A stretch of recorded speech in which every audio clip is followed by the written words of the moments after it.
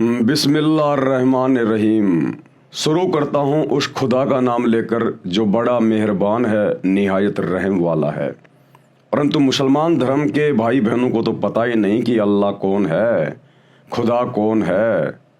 उसकी जानकारी भी इस पवित्र पुस्तक मुसलमान नहीं समझे ज्ञान कुरान के मार्फत मुसलमान भाइयों को दी जा रही है।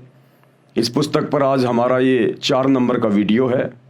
यदि आपने अभी तक वीडियो नंबर 1 से देखना शुरू नहीं किया है तो आपको ज़रूर देखना चाहिए, तभी आपको असल में समझ में आएगा कि ओरिजिनल अल्लाह, ओरिजिनल खुदा कौन है, जिसकी जानकारी वर्तमान तक पूरे विश्व के किसी भी मुसलमान मुल्ला मौलवी को नहीं है। तो चलिए शुरू करते हैं उसी पाक खुदा के नाम से जो वर्तमान में सतगुरु रामपाल जी के रूप में धरती पे प्रकट हैं।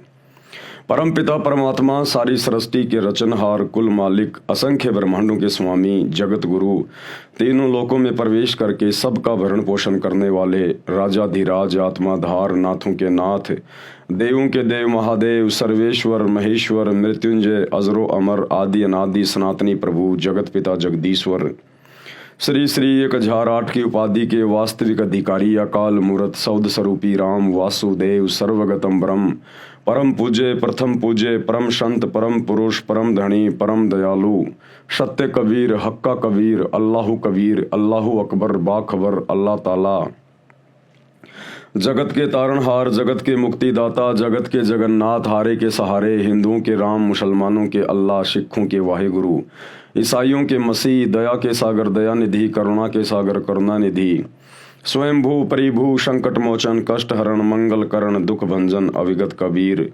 निर्विकार निर्विषम परमात्मा, अलय अलेख सतगुरु, आदि अनादि सतगुरु, असली मर्यादा पुरुषोत्तम, असली राम, असली कृष्ण, असली घनश्याम, असली मुरारी, राजाओं के राजा, महाराजाओं के महाराजा, शहंशाहों के शहंशाह, सम्राटों के सम्राट, भगवानों के भगवान, अल्लाहों के अल्लाह, प्रभुओं के प्रभु, मसीहाओं के मसीह, सच्चे वाहिगुरु, बाबाओं के बाबा, पीरों के पीर, सेठों के सेठ, जगत सेठ, सावड़सा सेठ, सर्वगुण संपन्न, अनंत कोटि कलाओं के स्वामी, अनंत कोटि ब्रह्मांडों के नायक, योगियों में महायोगी, ध्यानियों में महाध्यानी, सिद्धों में परम सिद्ध, ज्ञानियों में तत्व ज्ञानी, ब्रह्म ज्ञानी, महाज्ञानी, परम ज्ञानी, सर्वश्रेष्ठ ज्ञानी, विज्ञानी, युवा कबीर, समृत कबीर, असमवात, अमित ओजा, सच्चे रहनुमा, करीम अल्लाह, सुभान अल्लाह, दुनिया के अंतिम पैगंबर, 8 सितंबर 1951 से गांव धनाना, जिला सोनीपत, हरियाणा, भारतवर्ष की पावन भूमि पे प्रकट रियल कल की भगवान श्री नारायण साकार हरि, श्री बाबा साहेब नूर अनंत परमात्मा, संत श्रोमणी सतगुरु रामपाल जी परमेश्वर जी के चरण कमल में लाइव वीडियो देख रहे आप और हम सभी भाई बहनों का अनंत कोटि दंडोत प्रणाम। भाई और बहनों, वर्तमान में अल्लाहु अकबर, अल्लाहु कबीर, जिसके विषय में पूरा मुसलमान समाज बेखबर है, क्योंकि उसकी खबर कोई बाखबर बताएगा, जो सूरत फुरकानी 25 आयत नंबर 52 से 59 में लिखा हुआ है। और वो बाखबर, वो पाक खुदा स्वयं ही चल कर आता है और एक बाखबर की भूमिका करता है, मुर्शिद की भूमिका करता है, संत की भूमिका करता है, और अपने विषय में अपने द्वारा रची गई कायनात यानी सृष्टि की जानकारी वो स्वयं ही भली भांति समझाता है। तो पाक कुरान उसी बाखबर सतगुरु रामपाल जी की तरफ इशारा कर रही है, जिसके विषय में मुसलमान समाज के डुप्लीकेट अल्लाह ने, जिसे मुसलमान समाज अपना अल्लाह मानता है, उसने भी हाथ खड़े कर दिए और कहा कि ए पैगंबर, जिस अल्लाह ने, जिस खुदा ने आसमान और ज़मीन के दरमियान जो भी कुछ है 6 दिन में बनाया और 7वें दिन वो तख्त पे जा विराजा, उसकी खबर किसी बाखबर से जा पूछ। तो जिस ओरिजिनल अल्लाह, ओरिजिनल खुदा के बारे में मुसलमान धर्म के मानने वाले भाई बहनों के डुप्लीकेट अल्लाह को भी नहीं पता है, आज वो ओरिजिनल खुदा स्वयं धरती पर, भारतवर्ष की पावन भूमि पर सतगुरु रामपाल जी के रूप में स्वयं प्रकट है। आवश्यकता है तो उनको पहचानने की, उन्हें पहचाना जाएगा उनके सत्संग सुनकर। जेब से मोबाइल निकालिए, यूट्यूब पर सतगुरु रामपाल जी के प्रवचन सुनना शुरू करें, तब जाकर ये अल्लाह समझ में आएगा और आप मुसलमान धर्म के भाई बहन अपना आत्म कल्याण करवा सकते हैं। बाकी अल्लाह साकार है या निराकार है, धरती पर आता है या नहीं आता है, वो बेचून है या कैसा है, इन सभी बातों की बहुत सारी जानकारियां आपको पिछले वीडियो में उपलब्ध करवा दी गई है। आप जी पीछे की वीडियो देख सकते हैं। आज के वीडियो में हम आगे बढ़ेंगे कि और किन किन शास्त्रों में, ग्रंथों में, पुस्तकों में कबीर ही अल्लाह है, इबादई कबीरा वही परमेश्वर है, खुदा है, ओरिजिनल है, और किन किन शास्त्रों में प्रमाण है। तो आज पूज्य गुरुदेव भगवान सतगुरु रामपाल जी ये अल्लाह कबीर अपने कर कमल से इस पवित्र पुस्तक मुसलमान नहीं समझे ज्ञान कुरान इसकी रचना करके और हमें सच्चाई से रूबरू करवा रहे हैं। शास्त्रों में परमात्मा यानी अल्लाह का जिक्र सूक्ष्म वेद में कहा है कि सूक्ष्म वेद क्या है? आम समाज में केवल 4 वेद माने जाते हैं, ऋग्वेद, यजुर्वेद, सामवेद, अथर्ववेद। परंतु इन सभी चारों वेदों का पिता सूक्ष्म वेद को कहा गया है। सृष्टि की रचना का जो संपूर्ण ज्ञान, परमात्मा प्राप्ति का जो संपूर्ण ज्ञान है वो इन चारों वेदों में नहीं है। ये चारों वेद तो इस डुप्लीकेट अल्लाह ने, शैतान ने, हिंदू धर्म में जिसको काल कहा जाता है, इसने वो पूर्ण परमेश्वर की जानकारी, पूर्ण अल्लाह कबीर की जानकारी छुपा दी है। छुपाई क्यों है? उसके पीछे बहुत गहरा एक रीजन है जो आपको सृष्टि रचना से पता चलेगा। इसको एक श्राप लगा हुआ है उसके कारण, ताकि किसी भी आत्मा के पास, किसी भी इंसान के पास उस पूर्ण खुदा अल्लाह कबीर की सही जानकारी ना पहुंच जाए। तो वो 5वां वेद जो सूक्ष्म वेद होता है, स्वयं वो अल्लाह कबीर, ओरिजिनल खुदा, वो परमेश्वर, परमात्मा बाखबर बनकर, मुर्शिद बनकर, संत बनकर धरती पर आता है और अपने मुख कमल से वाणियां बोल बोल के वो सृष्टि का ज्ञान देता है, जो ज्ञान चारों वेदों में नहीं, मुसलमान धर्म की चारों पवित्र पुस्तकों में नहीं, गीता में नहीं, 18 पुराणों में नहीं, कंप्लीट नहीं है, थोड़ी थोड़ी जानकारी है। तो कंप्लीट जानकारी वो परमेश्वर, वो अल्लाह, वो खुदा, वो कबीर भगवान स्वयं ही धरती पर प्रकट होकर और अपने मुख कमल से वाणियां बोलकर हमें बताता है, समझाता है। उनके मुख कमल से बोली गई वाणियों को सच्चिदानंद घन ब्रह्म की वाणी कहा जाता है, कलाम ए कबीर कहा जाता है, कबीर वाणी कहा जाता है। और फिर आगे चलकर उसका एक संग्रह कर लिया जाता है जिसको कबीर सागर का नाम दिया गया। 350 साल पहले आदरणीय गरीबदास जी ने उसी परमेश्वर के विषय में 24,000 तमाम वाणियां लिखी हैं, जो आज एक अमर ग्रंथ के रूप में हमारे पास में उपलब्ध है। तो 5वां वेद सूक्ष्म वेद, जिसमें सूक्ष्म जानकारी है, जो जानकारी हिंदुओं के चारों वेदों में नहीं, मुसलमानों की चारों पुस्तकों में नहीं, ईसाइयों की बाइबल में नहीं, सिखों के गुरु ग्रंथ साहिब में नहीं, वो जानकारी वो अल्लाह कबीर स्वयं धरती पर प्रकट होकर अपनी वाणियां बोल के देता है, जिसको सूक्ष्म वेद कहा जाता है। तो सूक्ष्म वेद में क्या कहा गया है?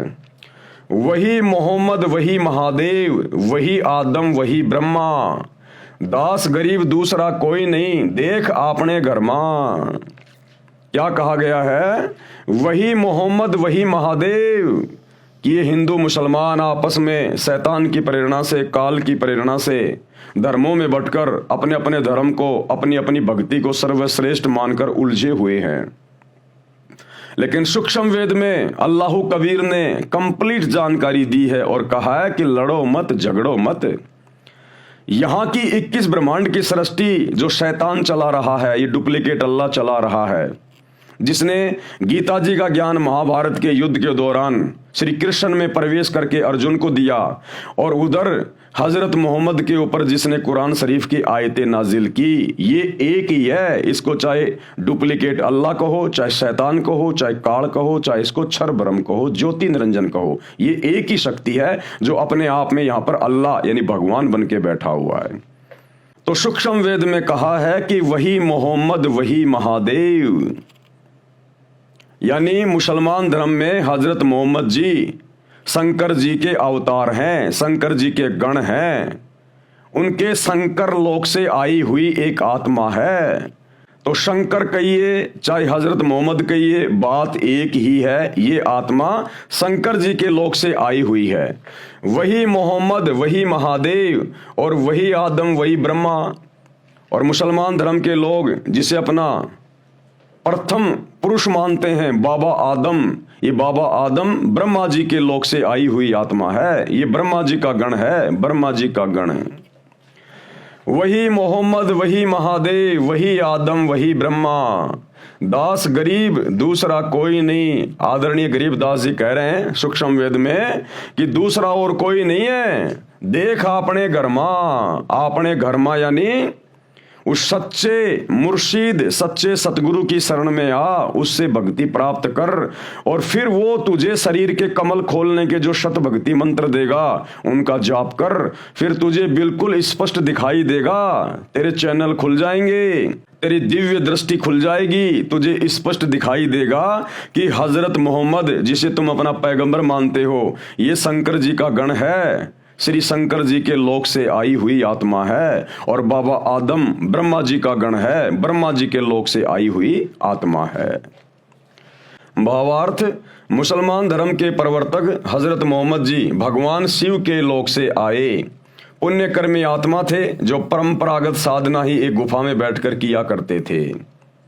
जिस समय हजरत मोहम्मद जी को जिब्राइल नाम का फरिश्ता नहीं मिला था, उनके ऊपर किसी प्रकार की कोई आयतें नाजिल नहीं हुई थी, उससे पहले भी हजरत मोहम्मद जी हीरा की गुफा में बैठकर समाधि लगाया करते थे, पद्म आसन लगाकर साधना किया करते थे, शंकर भगवान की साधना किया करते थे, क्योंकि ये शंकर जी के लोक से आए हुए हैं। अब ये शंकर जी कौन है? ये ब्रह्मा विष्णु और शंकर जी ये तीनों शैतान के पुत्र हैं, ये काल के पुत्र हैं। ये आपको सृष्टि रचना से पता चलेगा जब आगे इस पुस्तक में हम पढ़ेंगे। शिव जी का एक गण जो 11 रुद्रों में से एक है, वह मोहम्मद जी से उस गुफा में मिले। उन्हीं की भाषा अरबी भाषा में काल प्रभु अर्थात ब्रह्म का संदेश सुनाया। उसी रुद्र को मुसलमान जिब्राइल फरिश्ता कहते हैं।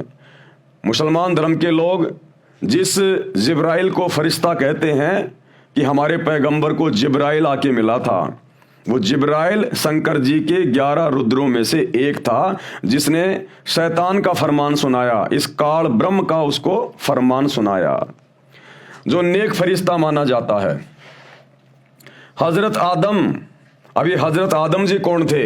यानी मोहम्मद जी का तो हो गया क्लियर कि वही मोहम्मद, वही महादेव और वही आदम, वही ब्रह्मा। हजरत आदम पुराणों में तथा जैन धर्म के ग्रंथों में प्रसंग आता है जो इस प्रकार है। ऋषभ देव जी राजा नाभिराज के पुत्र थे। नाभिराज जी अयोध्या के राजा थे। ऋषभ देव जी के 100 पुत्र तथा एक पुत्री थी। ये सतयुग की बातें हैं। एक दिन परमेश्वर, कौन परमेश्वर? अल्लाह कबीर, ये कबीर देव, ये कबीर भगवान सृष्टि का एक ही परमात्मा है। मुसलमान उसको अल्लाह कहते हैं, हिंदू अपना भगवान कहते हैं, ईसाई उसे मसीहा कहते हैं, सिख भाई उसे वाहिगुरु कहते हैं। वो सब का परमात्मा एक ही है, एक ही। जैसे एक व्यक्ति की 4 संतान हैं, उसके 4 पुत्र हैं छोटे छोटे, और जब वो पिता शाम को घर वापस आता है मेहनत मजदूरी करके, तो वो बच्चे दरवाजे पे खड़े होकर आपस में कहते हैं कि देखो देखो मेरा पापा आ गया, मेरा पापा आ गया। दूसरा बच्चा कहता नहीं नहीं वो तो मेरा डैडी है, मेरा डैडी है। तीसरा कहता रे नहीं वो तो मेरा फादर है, मेरा फादर। और चौथा बच्चा कहता रे नहीं वो मेरा बाप है, मेरा बाप। अब उन नादान बच्चों को कौन समझाए? उन हिंदू मुस्लिम सिख ईसाइयों को कौन समझाए कि तुम सबका बाप एक ही है, चाहे उसको अल्लाह कहो, चाहे भगवान कहो, चाहे राम कहो, चाहे खुदा कहो, चाहे गॉड कहो। तो कहते हैं कोई कहे हमारा राम बड़ो, हिंदू कहते हैं हमारा राम बड़ा है। कोई कहे हमारा राम बड़ा है, कोई कहे खुदाई रे, मुसलमान कहते हैं हमारा खुदा बड़ा है। और कोई कहे ईसा मसीह बड़ा, ये बांटा रहे लगाई रे। उन नादान बच्चों की तरह अपने बाप को बांट रहे हैं अलग अलग नाम पुकार के, जबकि बाप एक ही है। नाभिराज जी अयोध्या के राजा थे। ऋषभ देव जी के 100 पुत्र तथा एक पुत्री थी। एक दिन परमेश्वर यानी अल्लाह कबीर, यही सतगुरु रामपाल जी भगवान, एक संत रूप में ऋषभ देव जी को मिले, उनको भक्ति करने की प्रेरणा की, ज्ञान सुनाया कि मानव जीवन में यदि शास्त्र विधि अनुसार साधना नहीं की तो मानव जीवन व्यर्थ जाता है। वर्तमान में जो कुछ भी जिस मानव को प्राप्त है वह पूर्व जन्म जन्मांतरों में किए पुण्यों तथा पापों का फल है। आप राजा बने हो, ये आपका पूर्व जन्म का शुभ कर्म फल है। यदि वर्तमान में भक्ति नहीं करोगे तो आप भक्ति शक्तिहीन तथा पुण्यहीन होकर नरक में गिरोगे तथा फिर अन्य प्राणियों के शरीरों में कष्ट उठाओगे। जैसे वर्तमान में इन्वर्टर की बैटरी चार्ज कर रखी है और चार्जर निकाल रखा है, फिर भी वह बैटरी कार्य कर रही है। इन्वर्टर से पंखा भी चल रहा है, बल्ब ट्यूब भी जग रहे हैं। यदि चार्जर को फिर से लगाकर चार्ज नहीं किया गया, यानी फिर से मनुष्य जन्म में भक्ति शुरू नहीं की गई, तो कुछ समय उपरांत इन्वर्टर सारा कार्य छोड़ देगा। न पंखा चलेगा, न बल्ब, न ट्यूब जगेगी। इसी प्रकार मानव शरीर एक इन्वर्टर है, शास्त्र अनुकूल भक्ति चार्जर है। परमात्मा की शक्ति से मानव फिर से चार्ज हो जाता है, अर्थात भक्ति की शक्ति का धनी तथा पुण्यवान हो जाता है। यानी कबीर परमेश्वर जी ने ऋषभ देव जी को जाकर बताया, समझाया कि हे राजन, क्योंकि वो परमात्मा की पिछले जन्म जन्मांतरों की अच्छी आत्मा थी, और ऐसी आत्माओं को ये कबीर परमात्मा मुर्शिद रूप में, संत रूप में, जिंदा बाबा के रूप में, संत रूप में मिलता ही रहता है। तो कबीर परमेश्वर जी ने कहा कि हे राजन, आप वर्तमान में राजा हैं, लेकिन वर्तमान में आप शास्त्रों के अनुसार सत भक्ति नहीं कर रहे हैं। जैसे वर्तमान में पूरा मुसलमान समाज भ्रमित है, शास्त्रों के अनुसार भक्ति नहीं कर रहा। पूरा हिंदू समाज भ्रमित है, ईसाई समाज भ्रमित है, जैन समाज भ्रमित है कि आप शास्त्रों के अनुसार सत भक्ति नहीं कर रहे। और वर्तमान में आप जो राजा बन के बैठे हो ना, ये तो आपके पिछले मनुष्य जन्म की भक्ति का प्रतिफल है। और वर्तमान में यदि आपने भक्ति रूपी चार्जर नहीं लगाया, सत भक्ति सच्चे सतगुरु की शरण में आकर शुरू नहीं की, तो अगले जन्म में नरक में जाओगे। 84 लाख योनियों में शैतान के द्वारा, इस काल के द्वारा भेज दिए जाओगे। ये ज्ञान उस ऋषि रूप में प्रकट परमात्मा के श्री मुख कमल से सुनकर ऋषभ देव जी ने भक्ति करने का पक्का मन बना लिया। ऋषभ देव जी ने ऋषि जी का नाम जानना चाहा, तो ऋषि जी ने अपना नाम कबीर देव बताया। कबीर वेदों में परमेश्वर को कहा जाता है कबीर देव, हम कह देते हैं कबीर भगवान, कबीर साहिब, अल्लाह कबीर। और ये भी कहा कि मैं स्वयं पूर्ण परमात्मा हूं। चारों वेदों में जो कबीर देव लिखा है वह मैं हूं, मेरा यही नाम है, मैं ही परम अक्षर ब्रह्म हूं, यानी सबसे ऊपर वाला भगवान हूं। सूक्ष्म वेद में लिखा है ऋषभ देव के आइया कबीर नामे करतार, यानी वो कबीर देव, वो कबीर भगवान अल्लाह कबीर ऋषभ देव के पास भी गए थे और 9 योगेश्वर को समझाया, जनक विदे उद्धार। और त्रेता युग में 9 योगेश्वरों को भी परमेश्वर ने ज्ञान दिया, और श्री रामचंद्र जी के ससुर यानी श्री जनक जी जो सीता जी के मुंह बोले पिता थे, उनको भी परमेश्वर मिले और ज्ञान समझाया। भावार्थ, ऋषभ देव जी को कबीर नाम से परमात्मा मिले, उनको भक्ति की प्रेरणा की। उसी परमात्मा ने 9 योगेश्वरों तथा राजा जनक को समझाकर उनके उद्धार के लिए भक्ति करने की प्रेरणा की। ऋषभ देव जी को ये बात रास नहीं आई कि ये ऋषि ही कबीर देव है, जो वेदों में सबका उत्पत्ति करता कबीर देव लिखा है। अब भाइयों और बहनों, यही सबसे बड़ी बिजली गिरी हुई है। अब भगवान आएगा, कबीर अल्लाह आएगा, खुदा आएगा, तो कोई सींग लगा के थोड़ी आएगा, पूंछ लगा के थोड़ी आएगा। हिंदू श्री रामचंद्र जी को भगवान मानते हैं, परमात्मा मानते हैं, तो क्या श्री रामचंद्र जी सींग लगा के आए थे, पूंछ लगा के आए थे? द्वापर में श्री कृष्ण जी आए, हिंदू से अपना भगवान कहते हैं, क्या वो नाक पे सींग लगा के आया था, पूंछ लगा के आया था? मुसलमान धर्म का कोई भी पीर पैगंबर बाबा आदम से लेकर हजरत मोहम्मद तक क्या कोई सींग लगा के आए थे? अन्य कोई आडंबर या पाखंड करके आए थे? अरे परमात्मा है जिसने सबको पैदा किया है, जिसने पूरी सृष्टि रचाई है, ये पृथ्वी जिसने बनाई है, उस परमेश्वर को क्या डर है यहां पर आने में? लेकिन जब वो परमात्मा यहां आता है आप और हमें समझाने के लिए, क्योंकि परमात्मा क्यों आएगा, खुदा क्यों आएगा? आप और हमें समझाने के लिए आएगा, हमें ज्ञान देने के लिए आएगा, क्योंकि हम सभी आत्माएं भटकी हुई हैं।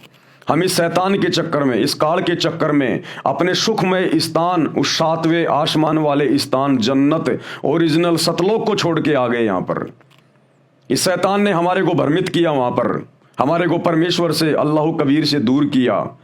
तो गुरुदेव भगवान, वो कबीर परमात्मा हमारी उन तमाम गलतियों को माफ करते हुए हमें वहां फिर ले जाने के लिए आते हैं, और यहां तरह तरह के रूप धारण करके हमें सच्चा ज्ञान देते हैं, शास्त्रों के अनुसार ज्ञान देकर, प्रमाण देकर समझाने का प्रयास करते हैं।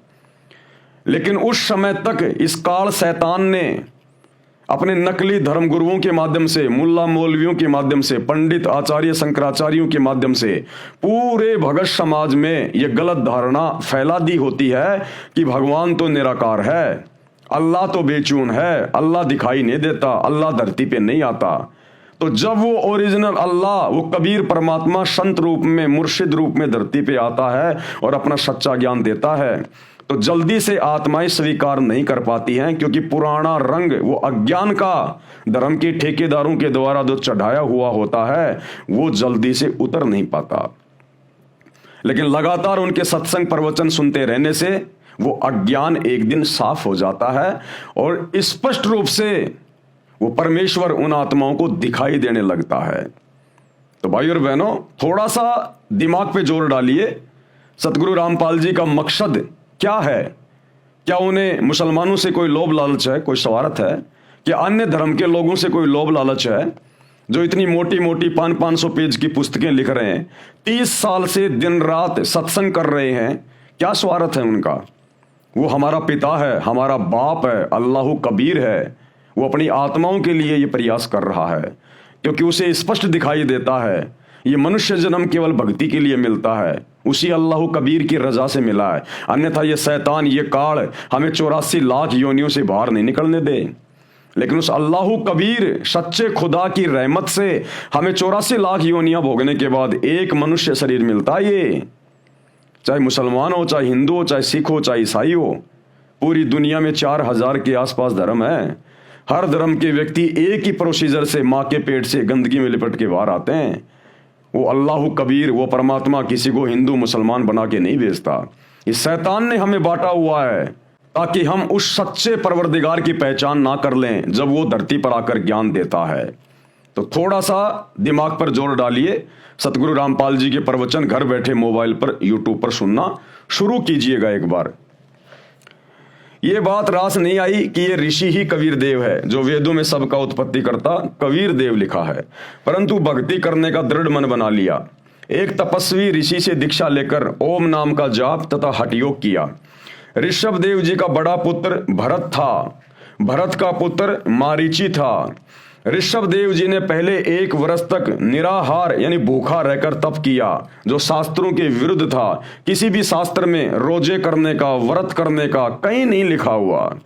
ये केवल मनमाना आचरण है, मनमाना आचरण। फिर 1000 वर्ष तक घोर तप किया। ये तप करना भी किसी भी धर्म की पवित्र पुस्तकों में नहीं लिखा हुआ है, नकली धर्म गुरुओं के द्वारा काल प्रेरणा से, शैतान की प्रेरणा से। क्योंकि शैतान का, इस काल का तो एक ही काम है कि हम उल्टी साधना में लगे रहें और अपने कर्म फोड़ते रहें, अपना ये अनमोल मनुष्य शरीर और ये समासें बर्बाद करते रहें। तपस्या समाप्त करके अपने पुत्र अर्थात भरत के पुत्र मारीची को प्रथम धर्म उपदेशना यानी दीक्षा दी। ये मारीची वाली आत्मा 24वें तीर्थ कर महावीर जैन जी हुए थे। ऋषभ देव जी ने जैन धर्म नहीं चलाया, ये तो श्री महावीर जैन जी से चला है। वैसे श्री महावीर जी ने भी किसी धर्म की स्थापना नहीं की थी, केवल अपने अनुभव को अपने अनुयायियों को बताया था। जिस प्रकार श्री हजरत मोहम्मद जी ने कोई मुसलमान धर्म नहीं चलाया, कोई इस्लाम धर्म नहीं चलाया, उन्होंने केवल एक पंथ चलाया था जिस पंथ में बुराइयां नहीं थी, मांस नहीं खाया जाता था, शराब नहीं पी जाती थी, ब्याज नहीं लिया जाता था, चोरी नहीं की जाती थी, केवल एक परमात्मा की पूजा की जाती थी, जैसा भी उनको ज्ञान था। तो हजरत मोहम्मद ने कोई धर्म नहीं चलाया था, केवल एक पंथ चलाया था। लेकिन आगे चलकर शैतान ने इसको एक धर्म का रूप दे दिया। ऋषभ देव जी ओम नाम का जाप यानी ओंकार बोलकर करते थे, क्योंकि वेदों में और गीता में केवल एक ही मंत्र है ओम, और कोई मंत्र नहीं है जाप करने का चारों वेदों में और गीता में। और ये ओम मंत्र केवल शैतान का है, इस काल का है। शैतान की गोद में ही जाएंगे ओम मंत्र का जाप करके भी।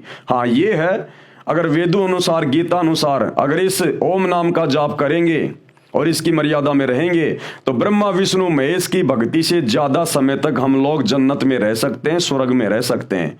और जिस दिन हमारी भक्ति समाप्त होगी उस दिन ये काल हमें उठाकर 84 लाख योनियों में गधा कुत्ता बनाने के लिए छोड़ देता है, नरक में डाल देता है। जिस प्रकार भाई और बहनों ये जन्नत क्या है, ये स्वर्ग क्या है, जहां जाने के लिए मुसलमान धर्म के भाई बहन हम जन्नत में जाएंगे, जन्नत में जाएंगे। हिंदू कहते हैं हम स्वर्ग में जाएंगे, स्वर्ग में जाएंगे। माता पिता दादा दादी के मरने के बाद उसमें लिख देते हैं हमारे स्वर्गवासी दादाजी, और पूरी जिंदगी उसने वो काम किए जो नरक में जाने वाले हैं। तो क्या है ये जन्नत, क्या है ये स्वर्ग? गुरुदेव भगवान ने समझाया, जैसे कोई धनी व्यक्ति और साल भर अपने क्षेत्र में कार्य करता है, नौकरी करता है, थोड़े बहुत पैसे जमा करता है, फिर गर्मी के दिनों में वो अपने बच्चों को लेकर शिमला, ऊटी, मनाली इधर छुट्टियां मनाने चला जाता महीने 2 महीने के लिए। वहां जाकर एक होटल को किराए पे ले लेता है और वहां पर पैसे जमा करवाता है। एक होटल किराए पे ले लिया और जितने भी दिन वो वहां रहेंगे कोई काम नहीं करेंगे, केवल सारा दिन घूमना फिरना, मौज मस्ती करना, होटल में खाना पीना, लेकिन पैसे उसी के खर्च हो रहे हैं। और जब उसके पैसे खर्च हो जाएंगे, होटल वाला बोलेगा भैया या तो पैसे जमा करो या फिर अपना बोरिया बिस्तर यहां से उठाओ। अगर और पैसे हैं तो जमा करवा देगा और थोड़े दिन रह लेगा, अन्यथा उसके बाद फिर वापस अपने उसी वो कर्म क्षेत्र में आ जाता है। बच्चे घर पे बैठ जाएंगे, वो अपनी नौकरी पे जाएगा। इसी प्रकार ये स्वर्ग और ये जन्नत है, ये पृथ्वी लोक। यहां पर हम जैसे भी भक्ति करेंगे, साधना करेंगे, दान पुण्य करेंगे, धर्म कर्म करेंगे, जितनी भी हमारी भक्ति बनती है, हमारे दान पुण्य बनते हैं, तो वो भक्ति धन लेकर ये शरीर छोड़ने के बाद हम ऊपर जाते हैं धर्मराज के दरबार में, और वहां धर्मराज हमारा अकाउंट करेगा, किसने कैसी भक्ति की, कितनी भक्ति की, किसके पास में कितना भक्ति धन है। क्योंकि यहां का धन हम ऊपर लेकर नहीं जा सकते, और ना यहां का धन ऊपर चलता है। जब पाकिस्तान का पैसा हिंदुस्तान में नहीं चलता, हिंदुस्तान का पैसा अमेरिका में नहीं चलता, तो यहां का पैसा वहां ऊपर कैसे चलेगा? वहां तो भक्ति धन चलेगा। परमात्मा कहते हैं कबीरा सब जग निर्धना, धनवंता ना कोई, और धनवंता सो जानिए जिसके पास शत भक्ति रूपी धन होए। और ये शत भक्ति रूपी धन जमा होता है केवल सतगुरु की शरण में आकर भक्ति करने से। तो जब ऊपर जाएंगे धर्मराज देखेगा भैया तेरे को मनुष्य शरीर दिया था भक्ति करने के लिए, अरे बाकी कर्म तो जानवर भी कर ही रहे हैं, बच्चे पैदा करना, उनका पालन पोषण करना, अंत में मर जाना, ये काम तो जानवर भी करता है, पशु पक्षी भी करते हैं। तू क्या करके आया? क्या वही जानवर वाले कर्म करके आया, या तेरे को जो ये मनुष्य शरीर दिया था भक्ति करने के लिए, सच्चे खुदा की सच्ची इबादत करने के लिए, कुछ किया नहीं की? तो वहां जाकर ये नीची गर्दन कर देता है, मुझे तो पता ही नहीं था कौन अल्लाह था, कौन भगवान था, कौन परमात्मा था। मैं तो वही पत्थरों की, मज़ारों की, मस्जिदों की, मंदिरों की, देवी देवताओं की पूजा में लगा रहा। तो जैसा भी काल तक की साधना करके थोड़ा बहुत भक्ति धन ये लेके जाता है, उस आधार से सबसे पहले इसको जन्नत में भेजा जाता है, स्वर्ग में भेजा जाता है कि भैया तेरी इतनी भक्ति है और 20 साल या 100 साल तू जन्नत में रहेगा। वहां ऑटोमेटिक सिस्टम होता है सारा, उनकी विज्ञान बहुत जबरदस्त है, देवताओं की विज्ञान यहां की विज्ञान से लाखों गुना उत्तम है, तो ऑटोमेटिक होता है वहां पर सारा काम। तो जब तक उस भगत के, वो चाहे हिंदू हो चाहे मुसलमान हो, वहां धर्मराज के दरबार में नंगा होके एक लाइन में खड़ा होता है, वहां कोई हिंदू मुस्लिम नहीं चलता। वहां तो भक्ति धन देखते हैं, बेटा क्या लाया कमा के, भक्ति करी कि नहीं करी, तेरे को मनुष्य जन्म दिया था। तो जितनी उसकी भक्ति होती है उसको ऊपर जन्नत में, स्वर्ग में भेज दिया जाता है। साल 2 साल 10 साल 20 साल 50 साल जिसकी जैसी भक्ति है, यानी होटल में जो जितने समय तक रुकना चाहेगा उतना पैसा जमा कराना पड़ेगा। तो जब उसका ऊपर का समय पूरा हो जाएगा, उसकी भक्ति कमाई नष्ट हो जाएगी, फिर उसको नीचे पटका जाएगा नरक में। क्यों? क्योंकि उसके पाप कर्म भी उसके साथ होते हैं। अब यहां भक्ति आदमी करता है कम, पाप करता है ज्यादा। ये बकरे काटना, मुर्गे काटना, शराब पीना, चोरी करना, डकैती करना, रिश्वत लेना, मिलावट करना, झूठ बोलना, ब्याज लेना, ये पाप कर्म है। इन पाप कर्मों के बदले फिर हमारे को नरक में ठोका जाता है कि बेटा अब थोड़ा सा नरक का भी स्वाद ले ले। लाखों साल तक ये नरक में रहता है क्योंकि पाप कर्म ज्यादा होते हैं। नरक का समय जब पूरा हो जाएगा फिर इसको 84 लाख योनियों में डाला जाता है, चाहे हिंदू हो, चाहे मुसलमान हो, सिख हो, जैन हो, ईसाई हो, कोई भी हो। वहां केवल एक आत्मा देखी जाती है। फिर 84 लाख योनियों में डाला जाता है, इसको गधा कुत्ता सुअर बनाया जाता है। उतनी बार वो मुर्गा बनेगा, बकरा बनेगा, जितनी बार उसने, जब वो इंसान था उसने बकरे काटे, मुर्गे काटे। तुमने उस दरगाह का महल नहीं देखा, धर्मराज के तिल तिल का लेखा। उसने जितने बकरे काटे, मुर्गे काटे ना, अब वो 84 लाख योनियों में आएगा फिर अपना कर्म भोगने के लिए, और उतनी बार वो मुर्गा बनेगा जब उसने मनुष्य शरीर में मुर्गे काटे थे, लाख काटे थे, 20,000 काटे थे, 10,000 काटे थे, उतनी बार बारंबार उसको मुर्गा बनना पड़ेगा, बकरा बनना पड़ेगा, गाय बनना पड़ेगा, और उसको अपनी गर्दन कटवानी पड़ेगी, अपनी गर्दन। उसके बाद फिर अन्य योनियों में 84 लाख योनियां हैं जिनमें हजारों हजारों साल की भी उम्र होती है। सांप है, ये बिच्छू है, तो इतना दुख उठाएगा फिर ये बिना सत भक्ति के। ये मंदिर पूजते पूजते, ये मस्जिदें पूजते पूजते, ये चर्च और गुरुद्वारे पूजते पूजते, क्योंकि ये सत भक्ति नहीं है, ये शास्त्रों के अनुसार भक्ति नहीं है। पत्थर पूजे हरी मिले तो मैं पूजूं पहाड़, इससे तो चाकी भली जो पीस खाए संसार। तो वो सच्ची भक्ति देने के लिए, जिस भक्ति को अपनाने के बाद ना मुसलमान कभी नरक में जाएगा, ना 84 लाख योनियों में जाएगा, ना हिंदू ये कष्ट उठाएगा, और 7वां आसमान जिसे मुसलमान कहते हैं लेकिन जानते नहीं, वो सतलोक है, उस अल्लाह कबीर का धाम, लोक, सचखंड, जिसको नानक जी ने सचखंड कहा है, जहां जाने के बाद कभी हमारी मृत्यु नहीं होती, कभी वहां पर हम बूढ़े नहीं होते, कोई काम नहीं करना पड़ता, ना वहां गधा कुत्ता बनना पड़ता, केवल सुख ही सुख है, ठाट बाट है, ऐसा ही शरीर है, ऐसा ही हमारा परिवार है, ऐसी मौज मस्ती है। लेकिन वो मिलेगा सच्चे कबीर की सच्ची इबादत करने से, और वो सच्चा कबीर, इबादत कबीरा, वर्तमान में सतगुरु रामपाल जी के रूप में वही भक्ति देकर हमें सदा सदा के लिए सुखी करने के लिए धरती पर संत रूप में, मुर्शिद रूप में प्रकट है। तो इनकी शरण में आना पड़ेगा, अन्यथा भाई साहब बहुत भयंकर बनेगी। चाहे हिंदू हो चाहे मुसलमान हो, उस परमात्मा के घर में हिंदू मुसलमान नहीं चलता, मंदिर मस्जिद नहीं चलती। अरे हजरत मोहम्मद जी ने कौन सी दिन मस्जिद में जा जाके पूजाएं की थी? श्री राम श्री कृष्ण ने कौन से दिन मंदिरों में जा जाके पूजा की थी? ये तो वर्तमान के पेट भर नकली अज्ञानी मुल्ला मौलवी धर्म गुरुओं ने, आचार्य शंकराचार्यों ने समाज को भ्रमित कर रखा है। तो भाई और बहनों, शास्त्रों के अनुसार भक्ति करोगे तब हमारे को सदगति मिलेगी, आत्मा का कल्याण होगा, वो चाहे हिंदू की हो चाहे मुसलमान की हो। और वो सत भक्ति वर्तमान में केवल अल्लाह कबीर सतगुरु रामपाल जी के पास है। ऋषभ देव जी ओम नाम का जाप ओंकार बोलकर करते थे, उसी को वर्तमान में अपभ्रंश करके अणोकार मंत्र जैनी कहते हैं, इसी का जाप करते हैं। इसको ओमकार तथा ओम भी कहते हैं। हम अपने मुख्य पॉइंट पे आते हैं। जैन धर्म ग्रंथ में तथा जैन धर्म के अनुयायियों द्वारा लिखित पुस्तक आओ जैन धर्म को जाने, उसमें लिखा है कि ऋषभ देव जी, जैनी उन्हीं को आदिनाथ कहते हैं। जैन धर्म के लोग जो आदिनाथ कहते हैं ना, वो ऋषभ देव जी को कहते हैं। तो वो ऋषभ देव जी वाली आत्मा कौन थी? वो ऋषभ देव की आत्मा ही बाबा आदम की आत्मा थी। वो उससे पहले बाबा आदम के शरीर में था वो ऋषभ देव।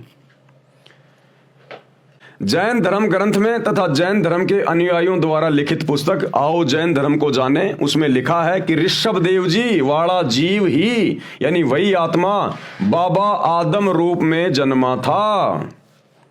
वही आत्मा बाबा आदम के रूप में जन्मी थी। मुसलमान धर्म के लोग जिसे अपना प्रथम पुरुष कहते हैं बाबा आदम, वो ऋषभ देव वाली ही आत्मा थी।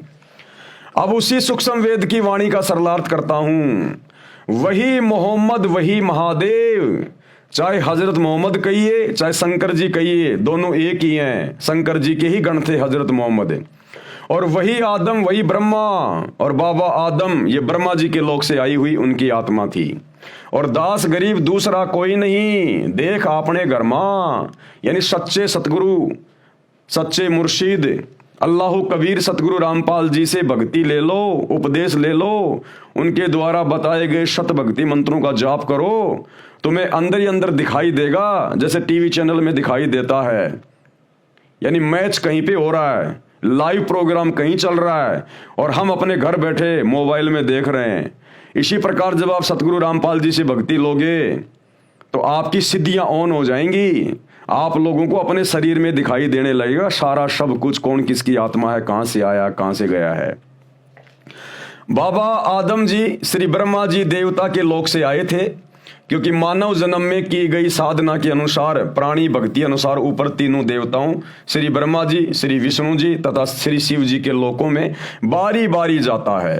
क्योंकि भाई और बहनों, जब आप सृष्टि रचना पढ़ोगे तो आप लोगों को पता चलेगा कि पूरी सृष्टि की एकमात्र जो परम शक्ति है वो तो है ये कबीर भगवान।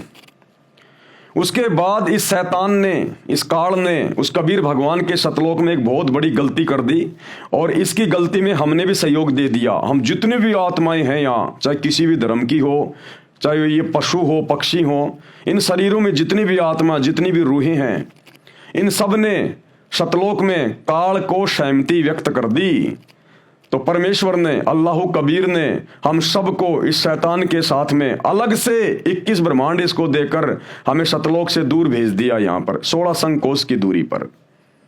अब इस शैतान ने क्या किया, इसने अपनी पत्नी दुर्गा के साथ में शारीरिक संबंध बनाए और 3 बेटे उत्पन्न किए, ब्रह्मा, विष्णु, महेश। और इस काल को, इस शैतान को मुसलमान भाई जिसे अपना अल्लाह कहते हैं, इसको कबीर भगवान ने, सच्चे खुदा ने इसको श्राप दे दिया था कि तू प्रतिदिन 1 लाख मानव शरीर खाएगा, उनके सूक्ष्म शरीर की वासना खाएगा। तो इसको श्राप लगा हुआ है, जिस कारण से इसकी मजबूरी हो गई मनुष्य उत्पन्न करना। तो इसने 3 पुत्र पैदा किए दुर्गा जी के साथ मिलकर, ब्रह्मा, विष्णु, महेश।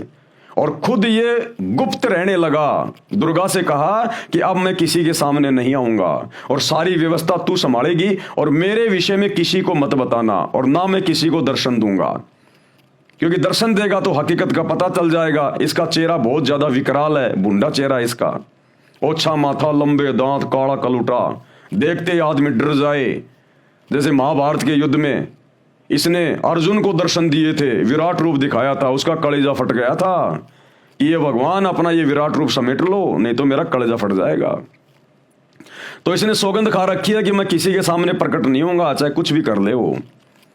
तो इसने सारी व्यवस्था अपनी पत्नी दुर्गा को संभाला दी और 3 पुत्र इसने दुर्गा के माध्यम से पैदा कर दिए शारीरिक संभोग के द्वारा, और कहा कि अब ये 3 बेटे मेरे लिए भोजन का बंदोबस्त करेंगे, सारी व्यवस्था को ये संभालेंगे अब नीचे। तो ब्रह्मा जी को दे दिया रजोगुण का क्षेत्र। रजोगुण यानी आपस में जो बच्चे पैदा करने की जो उमंग हमारे अंदर जो पैदा होती है ना, उसको कहते हैं रजोगुण। तो रजोगुण के प्रभाव से यहां पर स्त्री और पुरुष आपस में शादियां करते हैं, बच्चे पैदा करते हैं। उनके पालन पोषण की जिम्मेदारी दे दी विष्णु जी को, ये है शतोगुण। ये आपस में मोह ममता में हमारे को बांध के रखता है, ये मेरा बेटा, ये मेरी बेटी, ये मेरी कार, ये मेरी कोठी। और अंत में मारने पीटने की जिम्मेदारी दे दी शंकर जी को कि शंकर बेटा तू इनको किसी भी तरह से, चाहे बीमारी से, चाहे एक्सीडेंट से, चाहे लड़ाई झगड़े से, इनको मार मार के तू मेरे पास में भेज, मुझे प्रतिदिन 1 लाख मुझे खाने पड़ते हैं। तो इस शैतान ने, इस काल ने इस प्रकार से अपने 3 बेटों को ये ड्यूटी दे रखी है। और शैतान के प्रभाव से, काल के प्रभाव से ये 3 देवता हमारे को यहां पर बांध के रखे हुए हैं और हम जीव इस काल के जाल से बाहर ना निकल जाएं, इसलिए इसने हमारे को भटका दिया, अलग अलग धर्मों में बांट दिया, ताकि आपस में लड़ते रहें, झगड़ते रहें, मरते रहें और मेरा भोजन मेरे पास में आता रहे। और जब कभी वो अल्लाह कबीर रहमान भगवान खुदा जब कभी वो धरती पर आए इन मूर्खों को ज्ञान समझाने के लिए, क्योंकि इंसानों को समझाने के लिए इंसान ही बनकर आया जाएगा, तो जब वो रहमान खुदा एक इंसान बन के आता है, संत रूप में, मुर्शिद रूप में आता है, जिंदा बाबा के रूप में आता है और अपना ज्ञान समझाता है, तो शैतान के प्रभाव से हम समझ नहीं पाते, क्योंकि ये गलत धारणा बैठा दी जाती है धर्मगुरुओं के द्वारा कि अल्लाह तो निराकार है, बेचून है, भगवान तो निराकार है, साकार नहीं है। तो जिस कारण से थोड़ी सी कठिनाइयां आती हैं। तो ब्रह्मा विष्णु महेश के माध्यम से ही यहां पर ये अवतार भेजे जाते हैं, पैगंबर भेजे जाते हैं। जैसे त्रेता में श्री रामचंद्र जी आप और हमको भक्ति मार्ग से भटकाने के लिए काल की प्रेरणा से, शैतान की प्रेरणा से और विष्णु जी के द्वारा उसको यहां भेजा गया। यानी विष्णु ही स्वयं श्री रामचंद्र थे और उल्टी भक्ति साधना दे के चला गया, अपने आप में भगवान बन के चला गया। आज पूरी दुनिया उसकी मूर्तियां पूज रही है, लेना एक देना दो। तो ये अवतार फिर इस काल के द्वारा, शैतान के द्वारा भेजे जाते हैं। इसी प्रकार द्वापर में श्री कृष्ण जी विष्णु जी के अवतार थे। ईसा मसीह जी वो श्री विष्णु जी के लोक से आए थे, अलग से एक धर्म बना गए, पंथ बना गए, सबको उल्टी साधना पे लगा गए। बाबा आदम उसी शैतान की प्रेरणा से, काल की प्रेरणा से ब्रह्मा जी के लोक से भेजे गए थे। वो ब्रह्मा जी के अवतार थे। हजरत मोहम्मद ये श्री शंकर जी के लोक से आए थे, शंकर जी के गण थे, ये शंकर जी के अवतार थे। तो सारा सिस्टम ये इस प्रकार से चल रहा है, ब्रह्मा विष्णु महेश के माध्यम से, या नीचे का। तो वो कबीर भगवान हमें यही सारी बातें समझाने आता है कि बच्चों तुम काल के लोक में रह रहे हो, शैतान के लोक में रह रहे हो। ये अपने स्वार्थ के लिए तुम्हारे को धर्मों में, जातियों में, संप्रदायों में, देश में आपस में ये टुकड़े बना दिए इसने। एक देश की सीमा, दूसरे देश की सीमा, लड़ो झगड़ो, लगाओ फोर्स पुलिस, करो युद्ध, गृह युद्ध, महायुद्ध, और आते रहो मेरे मुंह में। और तुम्हें आपस में बांध के रखता है, ये लड़ा झगड़ा के रखता है। तुम्हें इतना बिजी कर दिया ताकि तुम मेरी बातों को ना सुन सको। और जब मैं कभी धरती पर आऊं तो तुम मेरे से वाद विवाद करो कि भगवान तो निराकार है, तू काहे का भगवान है, तू काहे का परमात्मा है। इसलिए वो कबीर भगवान यहां पर हम इंसानों को समझाने के लिए इंसान की तरह बन के आता है, क्योंकि वो हमारा बाप है, हमारा पिता है, उसको दर्द है, उसको तकलीफ है, शैतान को तकलीफ नहीं है। तो वर्तमान में वो हमारा बाप, सभी धर्मों का बाप, वो अल्लाह, वो पिता, वो खुदा सतगुरु रामपाल जी के रूप में धरती पर प्रकट है। भाई और बहनों, थोड़ा ठंडे दिमाग से विचार करो, नहीं तो एक बार ये शरीर छूट गया ना, फिर ये 84 लाख योनियों में डाल देगा, गधा कुत्ता बना देगा। फिर गधे कुत्ते को नहीं पता कौन अल्लाह, कौन राम है, क्या भक्ति है, क्या भगवान है, कष्ट भोगो फिर। तो सत्संग सुनो और ये धर्म और जातियों की जंजीरों से, जिसमें आप और हमारे को शैतान ने, काल ने जकड़ रखा है, इनको तोड़ो, इससे बाहर निकलो। सतगुरु रामपाल जी ये नहीं कहते कि तुम मेरे से नाम लेके तुम लोग अपना मुसलमान धर्म छोड़ दो, हिंदू धर्म छोड़ दो, नहीं। वो कहते हैं तुम अपने धर्म में रहो, अपने घर में रहो, अपना काम धंधा करो, अपने बच्चों के साथ रहो, लेकिन भक्ति वो करो जो मैं तुम्हें दे रहा हूं, ताकि मरने के बाद में तुम्हारी सदगति हो, गधे कुत्ते बनने से तुम बच जाओ। और ये बुराइयां छोड़ दो जो बुराइयां शैतान ने लगा रखी हैं। ये जीव हत्या करना, मांस खाना, शराब पीना, चोरी करना, झूठ बोलना, व्यभिचार करना, ये बुराइयां हैं, ये काल का भोजन है। हमारे सूक्ष्म शरीर का यही तो वासना खाता है वो, जो पूरे जीवन में हम उल्टे सीधे कुकर्म करते हैं, खट्टा मीठा आहार करते हैं, मांस खाते हैं, शराब पीते हैं, नशा करते हैं। इस शरीर के अंदर एक सूक्ष्म शरीर है, उसमें ये वासना जमा हो जाती है, उसको मन खाता है। तो शरीर छूटने के बाद में ये ऊपर का जो शरीर है, स्थूल शरीर, हाड़ मांस का, इसको तो यहीं पे जला दिया जाएगा, दफना दिया जाएगा। अंदर इसके सूक्ष्म शरीर है, जिसको आत्मा कहते हैं, ये जाएगी ऊपर तपस्या पर, इसको भून के खाएगा वो। आत्मा मरती नहीं है फिर, लेकिन कष्ट बहुत होता है। तो फिर ये वासना निकाल निकाल के खाएगा, फिर धर्मराज के दरबार में भेजेगा, वहां पर फिर देखेगा तेरी भक्ति कितनी है, तेरे को स्वर्ग में, जन्नत में तेरे को कितने दिन रखा जाए, नरक में तेरे को कितने दिन डाला जाए, गधे कुत्ते तेरे को कितनी बार बनाया जाए। फिर यही चक्कर पूरा चलता रहता है शैतान की भक्ति में, काल की भक्ति में। तो इस महाचक्कर से, कुचक्कर से निकालने के लिए वो अल्लाह कबीर, इबादत कबीरा, जिसका हर धर्म ग्रंथों में जिक्र है, आज उसी पे तो वीडियो बन रहा है, वो आता है यहाँ पर संत रूप में और हमें आकर ज्ञान देता है, हम तक ये संदेश पहुंचाता है। अन्यथा सतगुरु रामपाल जी को क्या पड़ी मेरे भाई, ये इतनी मोटी मोटी पुस्तकें मुसलमान धर्म के लोगों को समझाने के लिए, हिंदू धर्म के लोगों को समझाने के लिए 30 साल से सत्संग कर रहे हैं, दिन रात एक करके, क्योंकि वो हमारा पिता है सभी धर्मों का। तो भाई और बहनों, विचार करो, थोड़ा सत्संग सुनना शुरू करो, ठंडे दिमाग से सोचो। तो परमात्मा हकीकत बता रहे हैं कि आदम जी कौन थे, मोहम्मद जी कौन थे।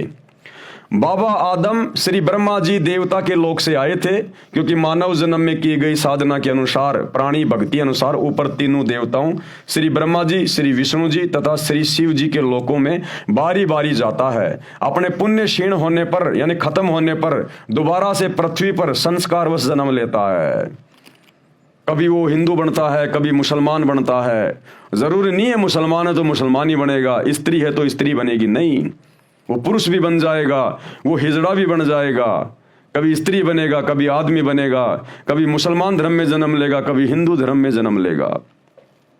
आज कोई मुसलमान धर्म में जन्म लेकर कट्टर मुस्लिम बना हुआ है, मरने के बाद 84 लाख योनियां भोगने के बाद फिर हो सकता अपने संस्कारवश वो हिंदू धर्म में जन्म ले लेगा। अब पहले तो मुसलमान धर्म में था, मुस्लिम था, कट्टर था, अब हिंदू धर्म में जन्म लेके जय श्री राम का झंडा उठा के घूम रहा है। तो ये काल हमारे को इस प्रकार से भ्रमित रखता है।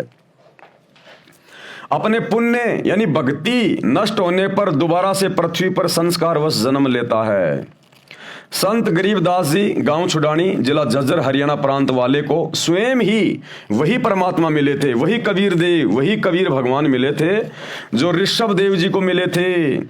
संत गरीबदास जी ने परमेश्वर के साथ ऊपर जाकर, यानी गरीबदास जी की आत्मा को निकालकर कबीर परमात्मा 350 साल पहले अपने सतलोक में लेकर गए थे। उन्हें सतलोक दिखाने के लिए गए थे, ताकि वो आत्मा फिर नीचे आकर जो उसने परमात्मा के साथ जाकर ऊपर देखा, उसका लोक देखा, वो सतलोक, वो सचखंड, सातवां आसमान, वो कितना सुंदर है। वहां पर कभी मृत्यु नहीं होती। ऐसा ही हमारा परिवार है, आज भी है। हमारे पर्सनल विमान खड़े हैं वहां पर, हमारे महल हैं बड़े बड़े, हमारा नूरी शरीर है, कोई काम धंधा नहीं करना पड़ता।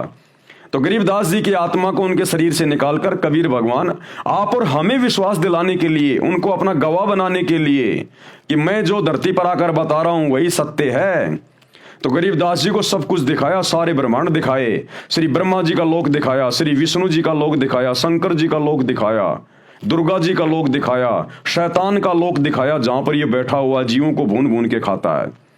और फिर सतलोक लेकर गए, पूरा सतलोक दिखाया, और उसके बाद उनकी आत्मा को वापस छोड़ा। फिर आदरणीय गरीबदास जी ने 300 साल पहले विश्व की सभी भाषाओं से सम्मिलित सदग्रंथ साहिब की रचना की, जिसको अमर ग्रंथ कहते हैं, जो दुनिया का सबसे बड़ा ग्रंथ है, जिसमें 24,000 वाणियां हैं। गरीबदास जी अनपढ़ थे, वो कभी स्कूल नहीं गए, उनको अक्षर ज्ञान नहीं था, फिर भी उन्होंने पूरे विश्व की भाषाओं के शब्दों का अपने सदग्रंथ में समावेश किया है। अरबी, उर्दू, फारसी, चाइनीज, हर भाषा का, क्योंकि वो परमात्मा से परिचित हो गए थे, उनकी दिव्य दृष्टि खुल गई थी, और उन्होंने खुली आंखों से सब कुछ लिखवाया उस ग्रंथ में, जिसको सूक्ष्म वेद कहते हैं। संत गरीबदास जी ने परमेश्वर के साथ ऊपर जाकर अपनी आंखों से सर्व व्यवस्था को देखा था। फिर बताया है कि आदम जी ब्रह्मा जी के लोक से आए थे, आदम जी ब्रह्मा जी के लोक से आए थे, ब्रह्मा के अवतार थे। मोहम्मद जी तमगुण शिव जी के अवतार थे। प्रिय पाठ को, अवतार 2 प्रकार के होते हैं। नंबर 1, स्वयं वह प्रभु अवतार लेता है, जैसे श्री राम, श्री कृष्ण आदि के रूप में स्वयं श्री विष्णु जी अवतार धार कर आए थे। परंतु कपिल ऋषि जी, परशुराम जी को भी विष्णु जी के अवतारों में गिना जाता है। ये स्वयं श्री विष्णु जी नहीं थे, विष्णु लोक से आए देव आत्मा थे। उनके पास कुछ शक्ति विष्णु जी की थी, क्योंकि वे उन्हीं के द्वारा भेजे गए थे। इसी प्रकार हजरत मोहम्मद जी श्री शिव जी के लोक से आए देव आत्मा यानी अवतार थे। हजरत मोहम्मद खुद श्री शिव जी नहीं था, शिव जी के लोक से भेजी गई एक अच्छी आत्मा थी। तथा बाबा आदम जी श्री ब्रह्मा जी के लोक से आए देव आत्मा यानी अवतार थे। इसी प्रकार ईसा मसीह जी श्री विष्णु जी के लोक से आए देव आत्मा यानी अवतार थे। ईसाई श्रद्धालु भी ईसा जी को प्रभु का पुत्र मानते हैं, प्रभु नहीं। क्योंकि भाइयों और बहनों, ये धर्म तो अब बने हैं, आज से पहले कोई धर्म नहीं थे। द्वापर में कोई धर्म नहीं था, त्रेता युग में कोई हिंदू, मुसलमान, सिख, ईसाई, जैनी नहीं था, सतयुग में कोई धर्म नहीं था। हम सब एक ही थे, इंसान थे, आज भी इंसान ही हैं। भगवान किसी को मुसलमान बना के नहीं भेजता, ठप्पा मार के नहीं भेजता। बाहर पैदा हो जाता है, उसकी खतना कर दी जाती है, बड़ा होने पर मूंछ कटवा लेता है, टोपी पहन लेता है, तो वो मुसलमान बन जाता है। ये अपनी थ्योरी है, अपना मनमाना आचरण है। हिंदू है तो वो अपने हिसाब से वो हिंदू बन जाता है, जिस भी वो परिवार में जन्म लेता है। भगवान किसी के ठप्पा लगा के नहीं भेजता। ये 3000 साल पहले हिंदू धर्म बना है आदि शंकराचार्य के द्वारा। 1400 साल पहले हजरत मोहम्मद जी ने ये मुसलमान धर्म चलाया। 2500 साल पहले हजरत ईसा ने ईसाई धर्म चला दिया। उस समय नहीं चलाया, उनके जाने के बाद में लोगों ने नाम दे दिए, उनको धर्म का नाम दे दिया। 650 साल पहले ये जो 24वां जो ये तीर्थकर था जैन धर्म का, महावीर जैन, इसके मरने के बाद में जैन धर्म चल गया। श्री नानक जी के शरीर छोड़ने के बाद में लोगों ने सिख धर्म जो है वो चला दिया। तो ये तो अभी 2500-3000 साल के अंदर अंदर सारे धर्म चले हैं। इससे पहले कहाँ थे ये धर्म? तो हम सब इंसान हैं, हमारा एक ही धर्म है, मानव धर्म। हम सब इंसान हैं, मानव हैं। इसीलिए सतगुरु रामपाल जी परमेश्वर जी ने आकर अपना नारा दिया है कि बच्चों तुम भूले बैठे हो शैतान की प्रेरणा से। जीव हमारी जाति है, यानी हम केवल जीव हैं, जीव। दो कोटि के प्राणी हैं सभी, चाहे कोई राष्ट्रपति है, चाहे प्रधानमंत्री है, चाहे किसी भी देश का है, चाहे किसी भी धर्म का है, केवल दो कोटि का जीव है, सबका मिट्टी का शरीर है। ये आग में जल के मर जाए, पानी में गिर के मर जाए, एक्सीडेंट में ये मर जाए, भूकंप में ये मर जाए, हारी बीमारी में ये मर जाए, लड़ाई झगड़े में ये मर जाए। तो गुरुदेव कह रहे हैं तुम केवल जीव हो, तुम्हारी कोई औकात नहीं है, चाहे तुम कुछ भी हो। जिस दिन वो समय आ गया उस दिन तुम्हें जाना पड़ेगा। तो कहते हैं जीव हमारी जाति है, यानी अपनी औकात में रह के और सच्चे खुदा की सच्ची इबादत करो, सच्चे संत की शरण में आके, नहीं तो जीव की दुर्गति होती रहेगी यहां पर शैतान के द्वारा। तो कहते हैं जीव हमारी जाति है और मानव धर्म हमारा, जिसमें मानवता है, इंसानियत है, सच्चाई है, जिसमें दया है, वो वास्तव में सबसे बड़ा धर्म है। हिंदू, मुस्लिम, सिख, ईसाई ये कोई धर्म नहीं है। जिसमें मानवता है, इंसानियत है, दया भाव है, नेक इंसान है, वो धार्मिक व्यक्ति है। तो कहते हैं जीव हमारी जाति है, मानव धर्म हमारा। ये हिंदू, मुस्लिम, सिख, ईसाई धर्म नहीं कोई न्यारा, ये तो शैतान की प्रेरणा से चलाए हुए हैं, जिनमें तुम फंस के रह गए। इसी प्रकार ईसा मसीह जी श्री विष्णु जी के लोक से आए देव आत्मा यानी अवतार थे। ईसाई श्रद्धालु भी ईसा जी को प्रभु का पुत्र मानते हैं, प्रभु नहीं। क्या कहते हैं ईसाई धर्म के लोग? ईसा मसीह जी प्रभु के पुत्र थे, प्रभु के पुत्र, परमेश्वर के पुत्र। अरे तो परमेश्वर कौन है फिर? ईसा मसीह उसका पुत्र है, तो परमेश्वर कौन है जिसको तुम परमेश्वर कहते हो? वो शैतान है, शैतान। क्योंकि ब्रह्मा, विष्णु, महेश ये तीनों देवता शैतान के यानी उस काल के बेटे हैं जो दुर्गा जी से उसने पैदा किए। और ईसा मसीह जी कौन थे? ये विष्णु जी के लोक से आई हुई आत्मा थी, ये विष्णु जी के लोक से आई हुई आत्मा थी। तो किसने भेजा उसको? विष्णु ने भेजा। तो जिसको पूरा ईसाई समाज अपना परमेश्वर कहता है ना, परमेश्वर, वो परमेश्वर ये शैतान है, ये काल है, 21 ब्रह्मांड का राजा, जो परमात्मा के सच्चे लोक से दूर आके यहां पर मर गया और हमें भी इसने मार दिया। इसी प्रकार मुसलमान धर्म में जिसको अल्लाह कहा जाता है कि वो हजरत मोहम्मद को मिले, यानी जिब्राइल फरिश्ते के माध्यम से उसने अपना ज्ञान दिया, कुरान शरीफ का ज्ञान दिया। तो मुसलमान समाज वर्तमान में जिसको अपना अल्लाह कह रहा है वो वही शैतान है, वही काल है वो। तो भाई और बहनों, इस भ्रमणा से बाहर निकलो, सतगुरु रामपाल जी के सत्संग सुनो। उन्होंने हर धर्म की हर पुस्तकों के ऊपर सत्संग कर रखे हैं। जो सच्चाई, जो वास्तविक ज्ञान है, आपने पहले के 3 वीडियो भी देखे होंगे, इतना स्पष्ट ज्ञान सतगुरु रामपाल जी ने दिया है। मुसलमान धर्म की आयतों से रेफरेंस दे दे के, और आगे भी आपको बहुत सारे प्रमाण दिखाए जाएंगे। तो हम इंसान हैं, हम जीव हैं, और हमने भक्ति करके यहां से पीछा छुड़वाना है, नहीं तो ये शैतान इसी प्रकार से हमारी दुर्गति रखेगा। ईसाई श्रद्धालु भी ईसा जी को प्रभु का पुत्र मानते हैं, प्रभु नहीं। संत गरीबदास जी ने कहा है कि यदि आप जी को मेरी बात पर विश्वास नहीं होता तो मेरे द्वारा बताई शास्त्र विधि अनुसार भक्ति साधना करके अपने घर में अर्थात अपने मानव शरीर में अपनी आंखों से देख लो। ठीक इसी प्रकार सतगुरु रामपाल जी कह रहे हैं कि भैया अगर तुम्हें विश्वास नहीं है तो एक बार मेरे सत्संग सुन के, इस ज्ञान को समझ के और मेरे से उपदेश लेके जो मैं तुम्हें भक्ति बता रहा हूं वो भक्ति करके देख लो भाई। इतनी आसान भक्ति, इतनी सरल भक्ति, ना तुमने रोजे रख के भूखा मरना, ना तुमने कोई व्रत करके भूखा मरना, ना तुमने कोई बकरा काटना, ना मुर्गा काटना, कुछ नहीं करना, ना तुमने मस्जिदों में धक्का खाना, ना तुमने मंदिरों में धक्के खाने, ना कहीं पहाड़ों पे, तीर्थों पे, बरसाना में, गोवर्धन में, जगन्नाथ में तुम्हें कहीं धक्के नहीं खाने, कहीं किसी मजार के ऊपर धक्के नहीं खाने। सीधी सी भक्ति है, सीधा सा एक मंत्र है, एक कलमा है। मर्यादा में रह के, बुराइयों को छोड़ के उस मंत्र का जाप करो, तुम्हें स्पष्ट दिखाई देगा, स्पष्ट, जैसे रात में तारे स्पष्ट दिखाई देते हैं कि हम किस भयंकर जाल में, शैतान के जाल में फंसे हुए हैं। जिसको हम अल्लाह मान के पूज रहे थे, भगवान मान के पूज रहे थे। नुकसान क्या है भाई?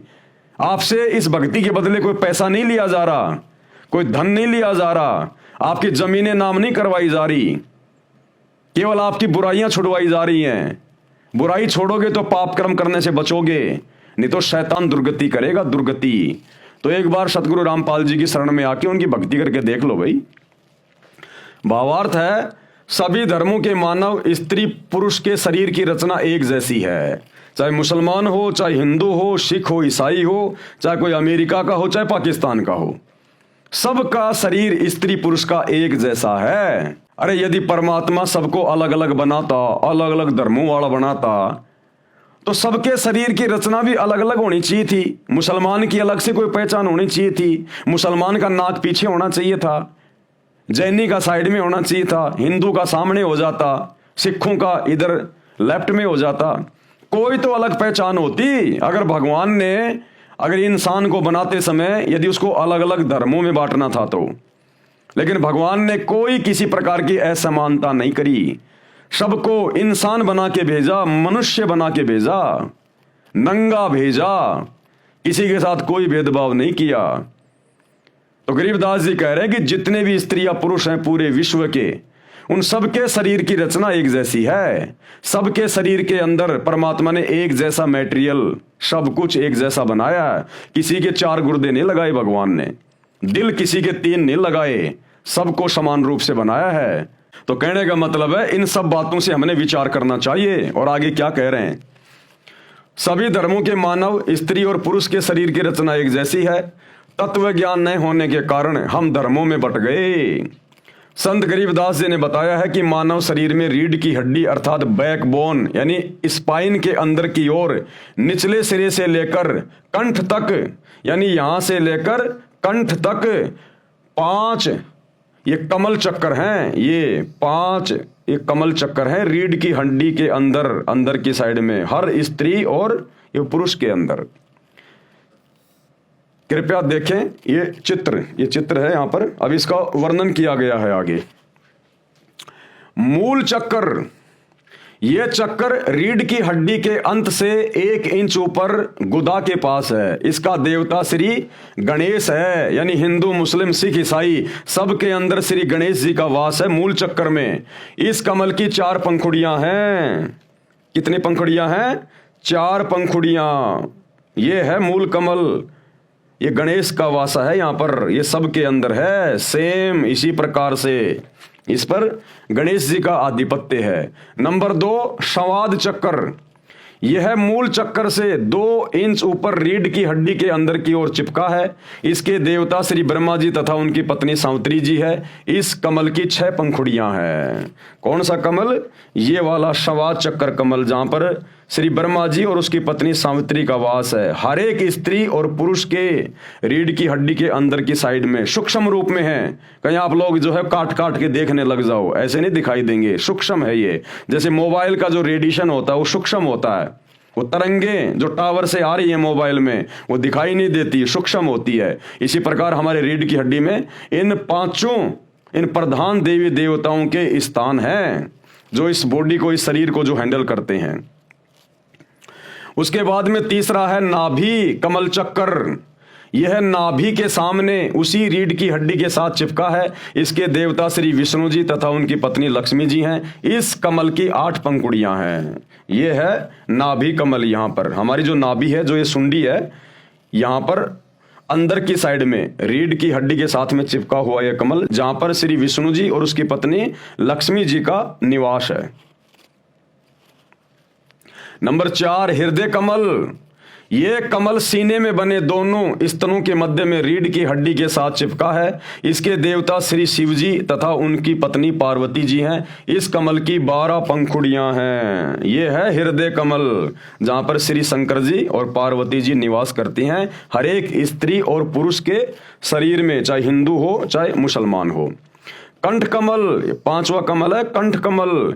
ये कमल छाती की हड्डियों के ऊपर, जहां से गला शुरू होता है, उसके पीछे रीढ़ की हड्डी के साथ अंत में है। इसकी प्रधान श्री देवी अर्थात दुर्गा जी हैं। इस कमल की 16 पंखुड़ियां हैं। शेष कमल चक्कर ऊपर है। नंबर 6 संगम कमल। संगम कमल या छठा कमल, यह कमल सुषुम्ना के ऊपर वाले द्वार पर है।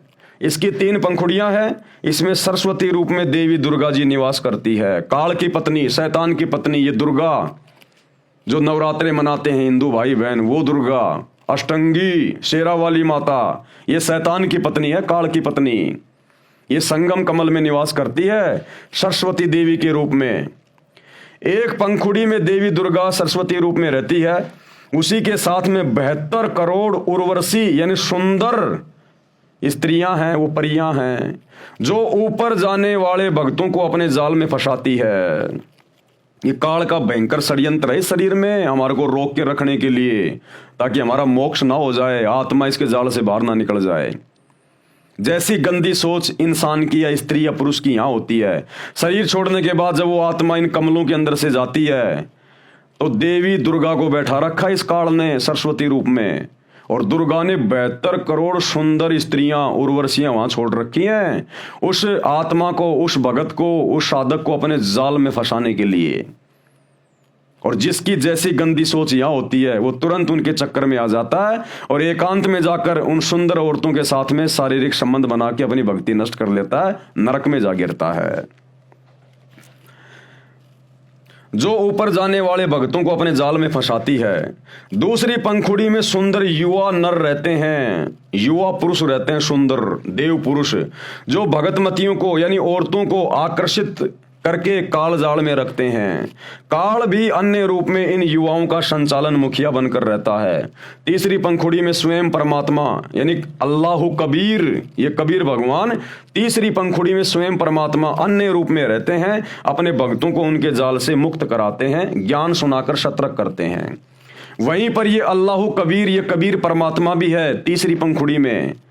वहां ये अपने भक्तों को जो धरती पर उसकी शरण में होते हैं उसकी भक्ति करते हैं। जैसे हम भगत भाई बहन सतगुरु रामपाल जी अल्लाह कबीर की भक्ति कर रहे हैं। अगर आजीवन इसी प्रकार उनकी मर्यादा में रहकर भक्ति करते रहे तो शरीर छोड़ने के बाद वो सुंदर स्त्रियां, वो सुंदर पुरुष हमें भी फंसाने का प्रयास करेंगे। लेकिन यहां हमारे को सत्संग सुना सुनाकर ज्ञान दे देकर गुरुदेव हमें पहले से इस पूरे शैतान के षड्यंत्र को समझा देंगे जो यहां लिखा हुआ है।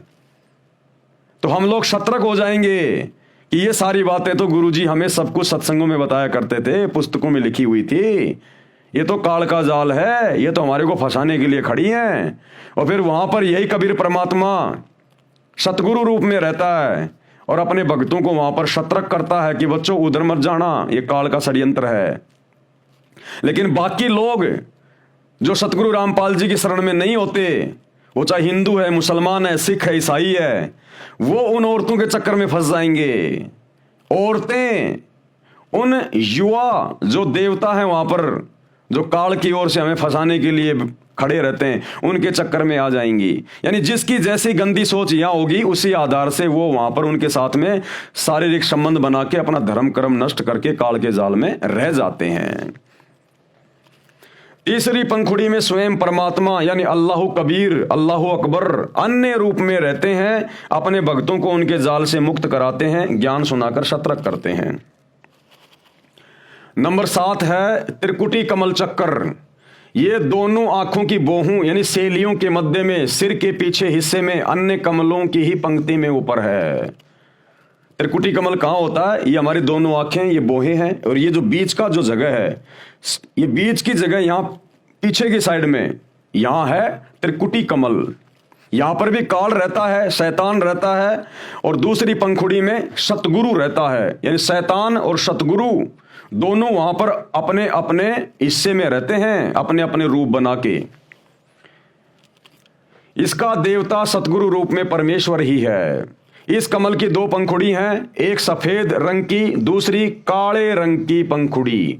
सफेद पंखुड़ी में सतगुरु रूप में सत्य पुरुष का निवास है, यानी अल्लाह कबीर का निवास है, और काली पंखुड़ी में नकली सतगुरु रूप में काल निरंजन यानी शैतान का वास है।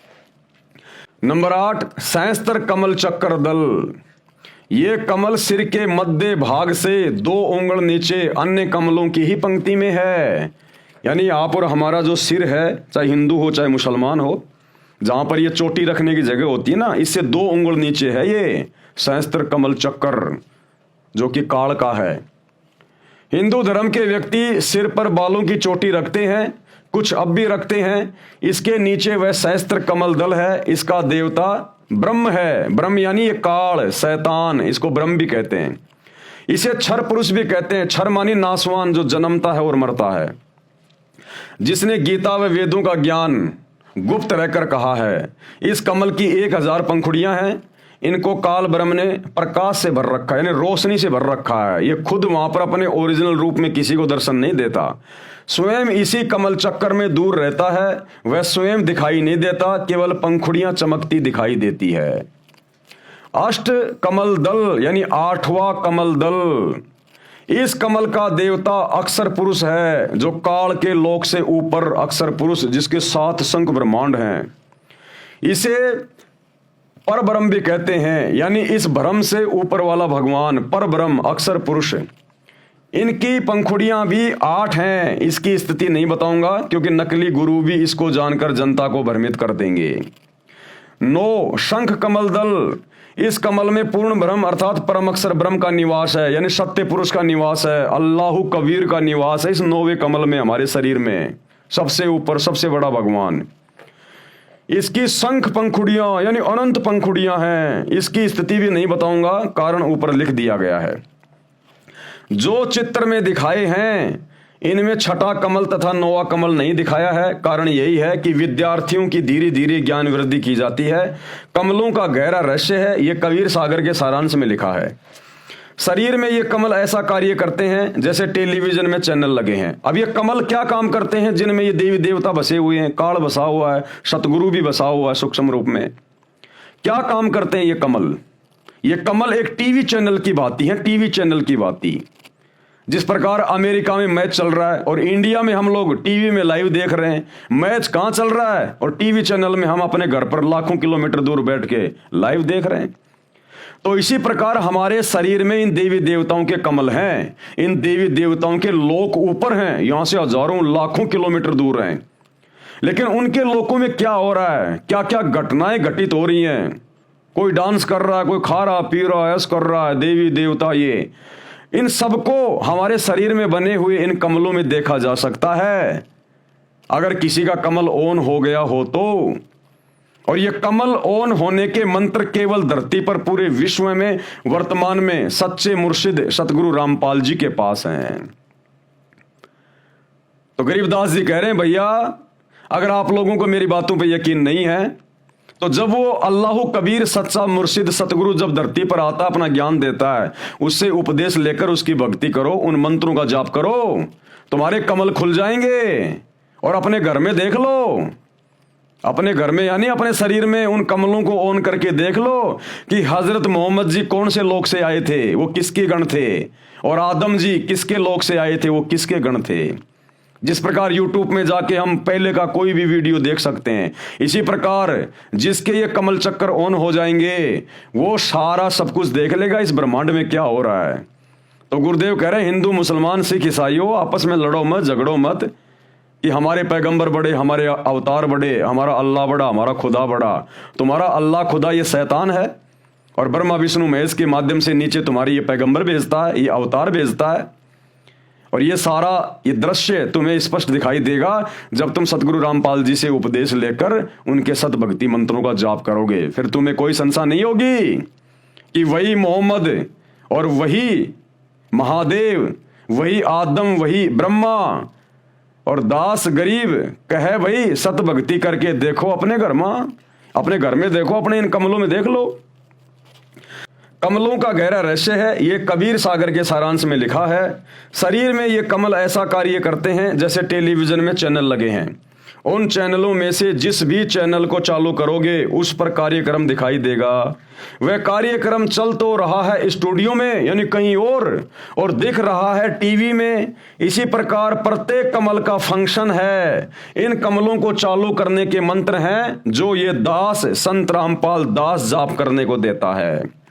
प्रथम बार दीक्षा यानी उपदेश इन्हीं चैनलों को खोलने की दी जाती है। मंत्रों की शक्ति से सर्व कमल ऑन हो जाते हैं। फिर भगत अपने शरीर में लगे चैनल में उस देव के धाम को यानी लोक को देख सकता है, वहां के सभी नजारे देख सकता है। इसलिए संत गरीबदास जी ने कहा है कि आप अपने शरीर के चैनल ऑन करके स्वयं देख लो कि आदम जी आपको ब्रह्मा जी के लोक से आए दिखाई देंगे, क्योंकि वहां पर सारे रिकॉर्ड उपलब्ध हैं। जैसे वर्तमान में यूट्यूब है, इसी प्रकार प्रत्येक देव के लोक में आप जो पूर्व में हुई घटना देखना चाहें आप देख सकते हैं। इसी प्रकार हजरत मोहम्मद जी आपको शिव जी के लोक से आए हुए दिखाई देंगे। इसी प्रकार ईसा जी भी श्री विष्णु जी के लोक से आए दिखाई देंगे। आगे गुरुदेव भगवान क्या लिख रहे हैं? मक्का महादेव का मंदिर है, जहां पर मुसलमान भाई बहन जाते हैं हज करने के लिए। मक्का काबा, ये श्री शंकर जी का मंदिर है। श्री शंकर जी का मंदिर, जहां पर आप लोग अल्लाह के दर्शन करने जाते हो, वहां पर शैतान बैठा है।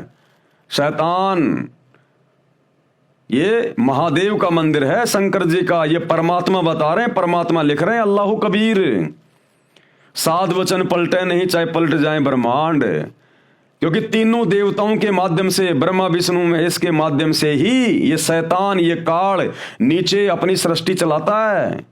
ये आज हम वर्तमान में हिंदू मुसलमान बन गए, पहले कोई हिंदू मुसलमान नहीं था। तो जो काबा है, जहां पर तुम लोग हज करने जाते हो, वो शंकर जी का मंदिर है, और तुम्हारे हजरत मोहम्मद जी उसी शंकर जी के लोक से आई हुई आत्मा है। भाइयों और बहनों, ये थोड़े बहुत दिनों की बात है। 2028 युग परिवर्तन का समय है, भयंकर महाविनाश होगा। समझदार आत्माएं तो समय रहते सतगुरु रामपाल जी की शरण में आ जाएंगी, अपने और अपने परिवार का बचाव कर लेंगी। अन्यथा 2028 के बाद दुर्गति करवा के लोगों ने मजबूरन नाक रगड़ के सतगुरु रामपाल जी अल्लाह कबीर की शरण में आना पड़ेगा, और फिर वो जैसा कहेंगे सब कुछ मानना पड़ेगा। हाँ जी, बिल्कुल सही कह रहे हो, बिल्कुल जी, मोहम्मद जी शंकर जी के लोक से आए हैं, जैसे आज आप और हम भगत भाई बहन निसन से मान रहे हैं। तो क्या कह रहे हैं गुरुदेव? मक्का महादेव का मंदिर है। सिख धर्म की पुस्तक भाई बाले वाली जन्म साखी में प्रमाण है। सिख धर्म की एक पुस्तक है भाई बाले वाली जन्म साखी, यानी श्री नानक जी के साथ में उनके दो परम शिष्य रहते थे, भाई बाला और भाई मर्दाना। तो नानक जी के शरीर छोड़ने के बाद में भाई बाला ने जो समय उन्होंने नानक जी के साथ में बिताया, जो जो चमत्कार देखे, वो सब कुछ उन्होंने एक पुस्तक के माध्यम से रिकॉर्ड किया, भाई बाले वाली जन्म साखी। आगे चलकर गुरु अंगद देव जी ने उस पुस्तक का निर्माण किया, भाई बाला जी से सारी बातें सुन के और समझ कर, क्योंकि नानक जी ने शरीर छोड़ने से पहले श्री अंगद देव जी को अपना उत्तराधिकारी घोषित कर दिया था। अपने बेटों को अपना उत्तराधिकारी घोषित नहीं किया श्री नानक जी ने। उनके दो बेटे थे, जयचंद और श्रीचंद, लेकिन दोनों निकम्मे थे, इसलिए श्री नानक जी ने अपने बेटों को उत्तराधिकारी नहीं बनाया, बल्कि श्री अंगद देव जी को बनाया। तो नानक जी के शरीर छोड़ने के बाद में सिखों के गुरु बन गए श्री अंगद देव जी। अब अंगद देव जी को जो जो बातें नानक जी के साथ में रहने वाले भाई बाला और मर्दाना ने बताई, वो सारी बातें अंगद देव जी ने आगे चलकर एक पुस्तक के रूप में जो है वो लिख दी। तो क्या कहा जा रहा है? सिख धर्म की पुस्तक भाई बाले वाली जन्म साखी में प्रमाण है, साखी मदीने की चली। हिंदी वाली के पेज नंबर 262 पर श्री नानक जी ने 4 इमामों के प्रश्न का जवाब देते हुए कहा है, आखे नानक शाह सच सुन हो 4 इमाम, मक्का है महादेव का ब्राह्मण सन सुल्तान। इसका क्या अनुवाद किया है सतगुरु रामपाल जी भगवान ने, इस कबीर परमात्मा ने। भावार्थ, सतगुरु नानक देव जी ने 4 इमामों से चर्चा करते हुए कहा कि जिस मक्का शहर में जो काबा यानी मंदिर, उसको मंदिर कहते हैं, काबा यानी मंदिर, जिसको आप अपना पवित्र स्थान मानते हो, वह महादेव यानी शिव जी का मंदिर है। इसमें सब देवी देवताओं की मूर्तियां यानी बुत थी। उसकी स्थापना करने वाला सुल्तान यानी राजा एक ब्राह्मण था। जो ये काबा है, जो मक्का मदीना वाला जो ये काबा है, इसकी स्थापना एक ब्राह्मण राजा ने करवाई थी। ब्राह्मण राजा ने शंकर भगवान का मंदिर बनवाया था वो। बाद में सब मूर्तियां उठा दी गई थी। नबी इब्राहिम व हजरत इस्माइल ने इसका पुनः निर्माण करवाया। आगे चलकर फिर उस काबा का नबी इब्राहिम और हजरत इस्माइल ने इसका दोबारा से निर्माण करवाया, और फिर मुसलमानों ने मान लिया यह तो हमारे अल्लाह का काबा है। जिस प्रकार भाइयों और बहनों लाल किले का निर्माण द्वापर युग में पांडवों ने करवाया था, पांडवों ने। उसके बाद में मुगल आए, मुगलों ने अपना राज्य स्थापित कर लिया। 800 साल तक भारत पर दिल्ली के लाल किले में रहकर मुगलों ने शासन किया। तो आज ज्यादातर लोग यही जानते हैं कि ये जो दिल्ली का लाल किला है ये मुसलमानों ने बनाया, ये मुगलों ने बनवाया, जबकि ये द्वापर युग में 5 पांडवों ने बनवाया था। इसको हस्तिनापुर कहते थे, हस्तिनापुर। तो ठीक इसी प्रकार जो काबा है, जो मक्का मदीना है, उसका निर्माण एक ब्राह्मण राजा ने करवाया था। वो भगवान शंकर का मंदिर है, काल के बेटे का, शैतान के बेटे का। लेकिन आगे चलकर फिर हजरत इब्राहिम व हजरत इस्माइल ने इसका दोबारा से निर्माण करवाया था, जिस कारण से मुसलमान इसे अपना मान बैठे। अब आप जी को अपने मतलब की ओर लेके चलता हूं। आप जी को स्पष्ट करना चाहता हूं कि जो यथार्थ आध्यात्मिक ज्ञान सूक्ष्म वेद में यानी 5वें वेद में है, कबीर सागर में और गरीबदास जी की वाणियों में है, वह न गीता में है तथा ना 4 वेदों में है, ना पुराणों में है, ना कुरान शरीफ में है, ना बाइबल में है, ना 6 शास्त्रों तथा न 11 उपनिषदों में है। क्योंकि परमात्मा ने इस काल को, इस शैतान को ये कंप्लीट ज्ञान दिया था। 5 वेद दिए थे, यानी टोटल एक ही ज्ञान था ये कंप्लीट।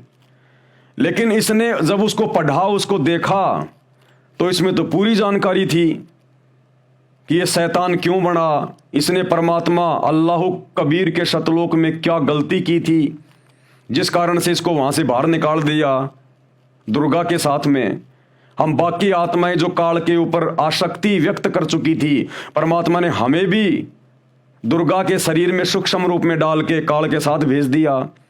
आगे चलकर फिर काल ने तीन पुत्रों को उत्पन्न किया दुर्गा के माध्यम से, ब्रह्मा विष्णु महेश। उन्हीं के माध्यम से अपना पूरा ढमढमा ये चला रहा है।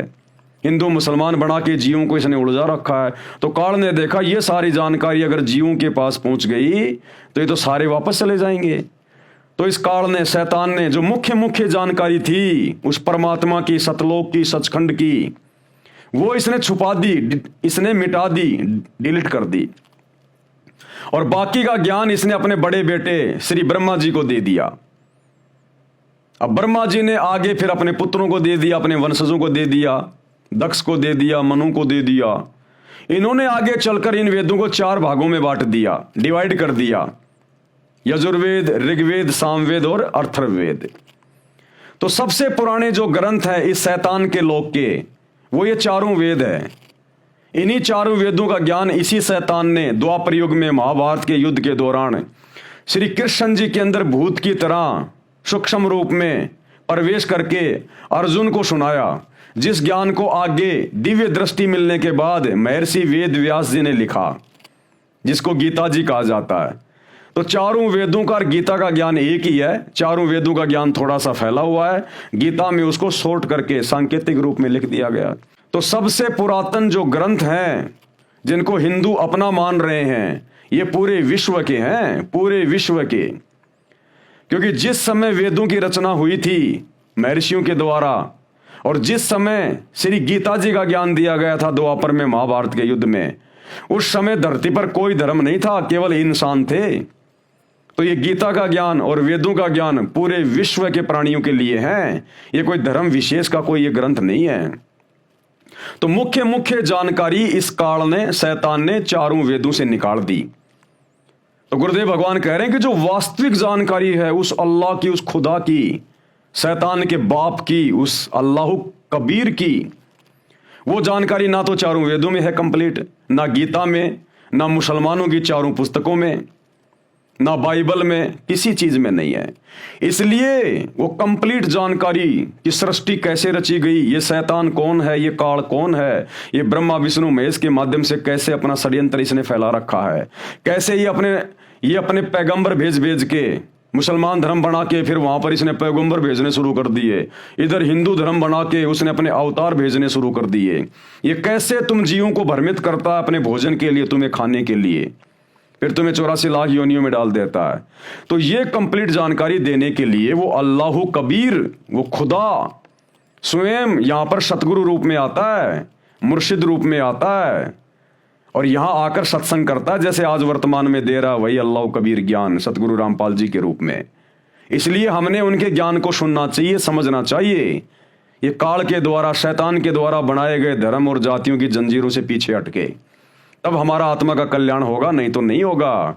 यहाँ के किसी भी धर्म ग्रंथ में सूक्ष्म वेद को छोड़कर, यानी कबीर परमात्मा के द्वारा जब वो चारों युगों में आते हैं और यहाँ आकर अपना ज्ञान देते हैं, फिर उसको लिपिबद्ध करवाते हैं, वो ज्ञान फिर वो सुनाते हैं। जैसे 650 साल पहले यही कबीर भगवान 650 साल पहले ये बनारस में आए कबीर दास नाम से, और इन्होंने एक अच्छी आत्मा धर्मदास जी के माध्यम से कबीर सागर लिखवाया 1800 पेज का। फिर गरीबदास जी के माध्यम से उसी कबीर परमात्मा ने गरीबदास जी के सामने सतलोक से आकर ये प्रकट हुए, गांव छुडानी जिला झज्जर हरियाणा में। गरीबदास जी की आत्मा को अपने साथ ऊपर लेकर गए, जो अभी आपको समझाया बताया। फिर गरीबदास जी के माध्यम से जो जो इन्होंने गरीबदास जी को दिखाया, पूरे शैतान के लोगों की व्यवस्था और पूरा ऊपर का वो सतलोक, फिर गरीबदास जी के माध्यम से उनको दिव्य दृष्टि देकर इन्होंने सदग्रंथ साहिब लिखवाया, अमर ग्रंथ लिखवाया, जिसमें 24,000 वाणियां हैं, जिसको आधार बनाकर सतगुरु रामपाल जी हमें ये सतज्ञान समझा रहे हैं। तो सूक्ष्म वेद के अलावा किसी भी वेद में, किसी भी धर्म की कोई भी पुस्तक में कंप्लीट सच्चे खुदा की सच्ची इबादत का ज्ञान नहीं है। उदाहरण जैसे 10वीं कक्षा तक का पाठ्यक्रम गलत नहीं है, परंतु उसमें बीए तथा एमए वाला ज्ञान नहीं है। जिस प्रकार 10वीं तक के सिलेबस में भी ज्ञान है, लेकिन कंप्लीट नहीं है, बी और एमए का नहीं है। इसी प्रकार वेदों में भी ज्ञान है, गीता में भी ज्ञान है, परमात्मा की थोड़ी बहुत जानकारी है, लेकिन भक्ति केवल इस शैतान तक की है। लेकिन इन वेदों में और मुसलमान भाइयों की इन 4 आसमानी पुस्तकों में कंप्लीट ज्ञान नहीं है, केवल 10वीं तक का ज्ञान है, BA का ज्ञान नहीं है, उस कबीर परमात्मा के बारे में जानकारी नहीं है। जैसे उदाहरण, जैसे 10वीं कक्षा तक का पाठ्यक्रम गलत नहीं है, परंतु उसमें BA तथा MA वाला ज्ञान नहीं है। वह पाठ्यक्रम गलत नहीं है, परंतु पर्याप्त भी नहीं है, समझने के लिए इतना ही पर्याप्त है। यानी उसमें ज्ञान जो है वो आधा अधूरा है। उस ज्ञान को सुनकर समझकर हम मोक्ष प्राप्त नहीं कर सकते, गधे कुत्ते बनने से नहीं बच सकते, नरक में जाने से नहीं बच सकते, केवल काल तक की साधना में रहेंगे। इनमें केवल इतना ही ज्ञान है। कंप्लीट ज्ञान सूक्ष्म वेद में मिलेगा, सतगुरु स्वयं आकर समझाएगा, जो आज समझा रहे हैं। प्रश्न किया किसी ने, संसार के शास्त्र तथा संत परमात्मा के विषय में क्या जानकारी देते हैं, यानी दुनिया भर के जो शास्त्र हैं वो संत या परमात्मा के विषय में क्या जानकारी देते हैं। उत्तर दिया गुरुदेव भगवान ने, विश्व के मुख्य शास्त्रों में, सदग्रंथों में परमात्मा को बहुत अच्छे तरीके से परिभाषित किया है। पहले ये जानते हैं कि विश्व के मुख्य शास्त्र यानी सदग्रंथ कौन से हैं। नंबर 1, वेद। वेद 2 प्रकार के हैं, सूक्ष्म वेद और सामान्य वेद। सामान्य वेद आपको बता दिए, ये 4 वेद जो शैतान ने अपने बेटे ब्रह्मा को दिए, ब्रह्मा ने अपने वंशजों को दिए। आगे चलकर इनकी 4 मोटी मोटी पुस्तकें बता दी गई, जिनमें केवल शैतान यानी काल तक का ज्ञान है। तो वेद 2 प्रकार के हैं, एक तो सामान्य वेद, ये 4 वेद, और दूसरा सूक्ष्म वेद जो कबीर भगवान स्वयं आके ज्ञान बताता है। वो कबीर सागर, वो गरीबदास जी का ग्रंथ, और वर्तमान में सतगुरु रामपाल जी ने जो पुस्तकें लिखी हैं, ये हैं सूक्ष्म वेद। वेद 2 प्रकार के हैं, सूक्ष्म वेद और सामान्य वेद। अब ये सूक्ष्म वेद क्या है? ये वह ज्ञान है जिसको अल्लाह ताला यानी समर्थ परमात्मा स्वयं पृथ्वी पर प्रकट होकर अपने मुख कमल से वाणी उच्चारण करके बोलता है। यह संपूर्ण अध्यात्म ज्ञान है। इसका कहां प्रमाण है? ऋग्वेद मंडल 9 सूक्त 86 मंत्र 26 और 27 में, ऋग्वेद मंडल 9 सूक्त 82 मंत्र 1 व 2 में, ऋग्वेद मंडल 9 सूक्त 94 मंत्र 1 में, ऋग्वेद मंडल 9 सूक्त 95 मंत्र 2 में, ऋग्वेद मंडल 9 सूक्त 20 मंत्र 1 में, ऋग्वेद मंडल 9 सूक्त 96 मंत्र 17 से 20 में, ऋग्वेद मंडल 9 सूक्त 54 मंत्र 3, यजुर्वेद अध्याय 9 मंत्र 1 तथा 32 में, यजुर्वेद अध्याय 29 मंत्र 25, अथर्ववेद कांड 4 अनुवाक 1 मंत्र 7, सामवेद मंत्र संख्या 822 में। अब ज्ञानहीन लोग कहते हैं सतगुरु रामपाल जी को संस्कृत नहीं आती, हिंदू कहते हैं तुम्हारे गुरु जी को संस्कृत तो आती नहीं। अरे तुम संस्कृत के विद्वानों ने, सतयुग में वेद लिखे गए थे, 39 लाख साल हो गई, आज तक तुम परमात्मा के नाम का जिक्र भी नहीं कर पाए। और सतगुरु रामपाल जी ने ये सारे वेद खोल खोल के रख दिए। देख लो आंख फाड़ के। भाषा का काम केवल इतना होता है, अपने विचार दूसरे तक प्रकट करना। और ये परमात्मा है, अल्लाह कबीर है धरती पर सतगुरु रामपाल जी। इनको पढ़ाई पढ़ने की जरूरत नहीं है। पढ़ाई पढ़ने की जरूरत पड़ती है इंसानों को। इस परमेश्वर ने तो भाषाएं पैदा की हैं, तभी तो खोल खोल के चारों वेदों का जूस निकाल दिया। मुसलमान धर्म की चारों आसमानी पुस्तकों का जूस निकाल के रख दिया कि क्या मतलब का ज्ञान है। देख लो तुम्हारी आंखों के सामने अल्लाह कौन है, भगवान कौन है, सच्ची इबादत क्या है।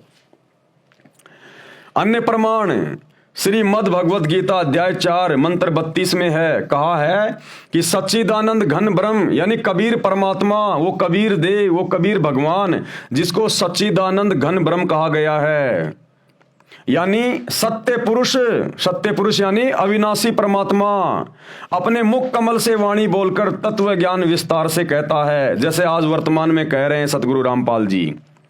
कारण परमात्मा ने सृष्टि के प्रारंभ में संपूर्ण ज्ञान इस ब्रह्म यानी शैतान को, काल को, सूक्ष्म वेद में जिसको ज्योति निरंजन भी कहते हैं, ज्योति निरंजन अर्थात काल पुरुष के अंतःकरण में डाला था, यानी फैक्स किया था। परमात्मा द्वारा किए निर्धारित समय पर यह ज्ञान स्वयं ही काल पुरुष के श्वासों द्वारा समुद्र में प्रकट हो गया। ये परमात्मा है भाई और बहनों, ये अल्लाह कबीर है, सारी सिद्धियों का स्वामी है। इन्होंने जो समय निर्धारित किया हुआ है उस समय पर इस शैतान, इस काल की श्वासों के माध्यम से ये वेदों का ज्ञान बाहर प्रकट हुआ। जिस प्रकार परमात्मा ने विधान बना रखा है कि 9 महीने होते ही माता के गर्भ से बच्चा बाहर आएगा तो आएगा, उसे कोई रोक नहीं सकता। ये परमात्मा का बनाया गया विधान है, अल्लाह कबीर का। तो इसी प्रकार उस परमात्मा ने अपना विधान बना दिया था उस काल को, जब सतलोक से बाहर निकाला था शैतान को। इसकी श्वासों के माध्यम से वो समय आने पर ये वेदों का ज्ञान जो है ये प्रकट हुआ। वो ज्ञान इसने अपने बेटे ब्रह्मा को दे दिया। ब्रह्मा ने वो ज्ञान अपने वंशजों को सुनाया और नीचे फिर मनु ने, दक्ष ने, इन ऋषि महर्षियों ने फिर इसको कागज पे लिपिबद्ध कर दिया। तो ये भाई और बहनों, ये परमात्मा की टेक्नोलॉजी है। आप और हम अभी परमात्मा की परिभाषा से अपरिचित हैं। हम केवल पत्थर पूजते पूजते रह गए। हमारे बाप दादा मंदिर मस्जिद जाते जाते इन पत्थरों पे नाक रगड़ते रगड़ते, माथा रगड़ते रगड़ते, सिजदा करते करते मर गए। हमें अभी तक वास्तविक खुदा की और उसकी इबादत का नहीं पता चला। तो ये अल्लाह कबीर, इसकी विज्ञान, इसकी टेक्नोलॉजी सर्वश्रेष्ठ है। ये आजकल के वैज्ञानिक उसी परमात्मा के द्वारा दी गई बुद्धि के आधार से ये टीवी, रेडियो, मोबाइल, इंटरनेट, हवाई जहाज बना के पता नहीं अपने आप को खुदा मान बैठे। अरे तुम जिस मटेरियल के ऊपर ये चीजें बना रहे हो, आविष्कार कर रहे हो, ये मटेरियल किसका है? इसी जमीन से लिया तुमने खोद खोद के पहाड़ों को। ये पहाड़ किसने बनाए? मिट्टी किसने बनाई? धरती किसने बनाई? उस खुदा ने, उस अल्लाह ने। ये उसी का मटेरियल है, वरना कहां से बनाते तुम? ये बुद्धि आज से पहले नहीं थी इंसान के पास में। ये पैगंबर जा लिए, अवतार जा लिए, क्या उनको जरूरत नहीं थी मोबाइल की, गाड़ियों की, पंखे की, एसी की, हीटर की? वो क्यों नहीं बना पाए? आज क्यों बना रहा इंसान? इसी कबीर अल्लाह ने, सतगुरु रामपाल जी ने इंसान को बुद्धि दी है। और ये सारे साधन, ये टीवी, रेडियो, मोबाइल, इंटरनेट, गाड़ियां, हवाई जहाज, ये भक्ति में सहयोग के लिए बनवाई है भगवान ने, क्योंकि ये भक्ति युग चल रहा भी है। 2028 के बाद जितनी भी आत्माएं बचेंगी महाविनाश के बाद, वो सब सतगुरु रामपाल जी की भक्ति करेंगी। और भविष्य मालिका कहती है टोटल 64 करोड़ व्यक्ति बचेंगे पूरे विश्व में, इतना विनाश होगा। उसके बाद ये विज्ञान हम भक्तों के काम आएगी। अभी तो काल शैतान बकवास ज्यादा करवा रहा है। फिल्में बनवा दी, अश्लील फिल्में बनवा दी, दुनिया भर के लोग शॉर्ट वीडियो, रील वगैरह। ये परमात्मा सतगुरु रामपाल जी के सत्संग सुनने और सुनाने के लिए ये मोबाइल बने, ये टीवी बने। भगत भाई बहनों ने आपस में अपने परमात्मा की, अपने गुरु की ज्ञान चर्चा के लिए ये मोबाइल बनवाए। आजकल इनमें बकवास चल रही है, ये 2-4 साल की बकवास है, उसके बाद कुछ नहीं है। भक्ति चलेगी पूरे विश्व में। ये एरोप्लेन, हेलीकॉप्टर, गाड़ियां, ये सत्संग में आने जाने के लिए परमात्मा ने बनवाई हैं। ये फालतू में 2 नंबर के काम करने के लिए नहीं बनवाई। ये तो शैतान इनका दुरुपयोग करवा रहा है, वर्तमान में आपके कर्म फुड़वा रहा है। आने वाले समय में इस कबीर भगवान सतगुरु रामपाल जी के द्वारा इंसान को बुद्धि देकर बनवाई गई इन प्रत्येक वैज्ञानिक वस्तुओं का प्रयोग उपयोग केवल भक्ति में होगा। तो ये थोड़े समय की बकवाद है, ज्यादा की नहीं है। तो क्या कह रहे हैं, ज्योति निरंजन अर्थात काल पुरुष के अंतःकरण में डाला था ये ज्ञान, ये वेद उस कबीर अल्लाह ने फैक्स किया था। परमात्मा द्वारा किए निर्धारित समय पर यह ज्ञान स्वयं ही काल पुरुष के श्वासों द्वारा समुद्र में प्रकट हो गया। जिस प्रकार ये वैज्ञानिक जो ये फैक्स वगैरह इन्होंने बना दिए उस मालिक के आशीर्वाद से, ये हमारे भक्ति समझने में बड़े सहायक हैं। अब लोग कहेंगे उस परमात्मा ने सतलोक में बैठे बैठे लाखों किलोमीटर दूर से, करोड़ों अरबों किलोमीटर दूर से काल के अंतःकरण में कैसे भेज दिया वो ज्ञान, वो कैसे हो गया फैक्स। अरे 2 मोबाइल हैं और 2 मोबाइलों में आप जी व्हाट्सएप के माध्यम से, एक अमेरिका में बैठा है एक हिंदुस्तान में बैठा है, आप लोग कैसे भेज देते हो उसमें मैसेज वगैरह वीडियो वगैरह, उसके मोबाइल में भी रह जाता है और तुम्हारे पास भी आ जाता है। बॉम्बे में बैठा आदमी दिल्ली में फैक्स करता है, वो कागज वहां कैसे निकल जाता है। ये परमात्मा ने ये विज्ञान थोड़ी सी -1 पॉइंट बस इतना ही ज्ञान दिया जीव को, ज्यादा की आवश्यकता नहीं। और इतने में ये जीव अपने आप को खुदा मान बैठा, भगवान मान बैठा। तो परमात्मा के ज्ञान से इंसान को बुद्धि आएगी। ये सब कुछ भगवान का है, हमारा कुछ नहीं है। हम जीव हैं 2 कौड़ी के। कल को पागल हो गया, लैट्रिन गोबर खाता फिरता है। इंसान की इतनी औकात है, इससे ज्यादा नहीं है। तो ये परमात्मा ने बनवाई ये सारी चीजें इंसान को बुद्धि देके। आज से पहले कहां थे टीवी रेडियो मोबाइल इंटरनेट? अरे कहां थे 20-30 साल पहले ये मोबाइल? क्या उस समय लोगों की रिश्तेदारियां नहीं होती थी? क्या आपस में बात करने की उनकी इच्छा नहीं होती थी? कोई मर जाता था तो 10 दिन बाद में जाके मालूम पड़ता था वो मर गया, और आज 1 सेकंड में आज ही वो मर गया। तो क्या पहले आवश्यकता नहीं थी? क्या पहले लोगों की रिश्तेदारियां नहीं थी? लोग आते जाते नहीं थे? पैदल जाया करते थे, बैलगाड़ी जोड़ के, ऊंट गाड़ी जोड़ के महीनों भर लग जाते थे। और आज एरोप्लेन में बैठो, 700 किलोमीटर प्रति घंटा की रफ्तार से तुरंत पहुंच जाओ, अपनी खुद की गाड़ी में जाओ, ट्रेन में जाओ। क्या पहले आवश्यकता नहीं थी क्या इंसान को इन चीजों की? ढंग की रोड भी नहीं थी, गर्मियों में एक पंखा भी नहीं बनाया किसी ने। ये परमात्मा ने आज बनवानी थी और आज इसने बनवा दी। और आने वाले समय में ये सारी चीजें केवल भक्ति में काम आएंगी। और जो बकवाद करेगा उनके मोबाइल में आग लग जाया करेगी, फूटेंगे, उनके टीवी जल जाया करेंगे। इस परमेश्वर ने भक्ति के लिए बनवाई है चीजें। अब आगे इनका दुरुपयोग नहीं होगा, जब उसका ठीक का समय आ जाएगा 2028 के बाद। परमात्मा द्वारा किए निर्धारित समय पर यह ज्ञान स्वयं ही काल पुरुष के श्वासों द्वारा समुद्र में प्रकट हो गया। जैसे 9 महीने बाद तुरंत बच्चा मां के पेट से बाहर आ जाता है, परमात्मा ने निर्धारित कर रखा है। काल पुरुष यानी शैतान ने इसमें से महत्वपूर्ण जानकारी निकाल दी। इसने देखा इसमें तो तेरे बारे में सब कुछ लिखा हुआ है, और ये सारी बात अगर मेरे तीनों बेटों को पता चल गई, ब्रह्मा विष्णु महेश को, कि हमारा बाप तो शैतान है, काल है, इसने तो सच्चे उस खुदा से बहुत बड़ा धोखा किया जिस कारण से इसको यहां पटक दिया गया, और ये तो अपने भोजन के लिए हम ब्रह्मा विष्णु महेश को खड़ा करके और जीवों को मरवा रहा है और ये पैदा करवा रहा है।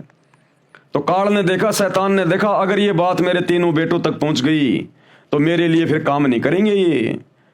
तो इसने वो सारी जानकारी निकाल दी ऊपर ऊपर की, और केवल अपने तक की जानकारी सीमित कर दी कि मैं ब्रह्म हूं, मैं गुप्त रहता हूं, मेरा ओम नाम का मंत्र है।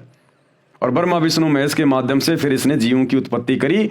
आगे चलकर यही जीव कोई हिंदू, मुसलमान, सिख, ईसाई बन गया। तो ये है पूरा का पूरा बखेड़ा इस काल का। काल पुरुष ने यानी शैतान ने इसमें से महत्वपूर्ण जानकारी निकाल दी, शेष अधूरा ज्ञान संसार में प्रवेश कर दिया। उसी को 4 भागों में व्यास ऋषि ने विभाजित किया, यानी महर्षि वेद व्यास ने उस ज्ञान को 4 वेदों के रूप में लिख दिया। उसके 4 वेद ऋग्वेद, यजुर्वेद, सामवेद तथा अथर्ववेद बनाए। अब दूसरा है सामान्य वेद। सामान्य वेद ये वही 4 वेद वाला ज्ञान है जो ब्रह्म यानी ज्योति निरंजन अर्थात काल शैतान ने अपने ज्येष्ठ पुत्र यानी अपने बड़े पुत्र ब्रह्मा जी को दिया था। इस शैतान का सबसे पहला पुत्र है ब्रह्मा, उससे छोटा विष्णु, उससे छोटा शंकर। तो अपने बड़े पुत्र ब्रह्मा को इसने ये ज्ञान दिया।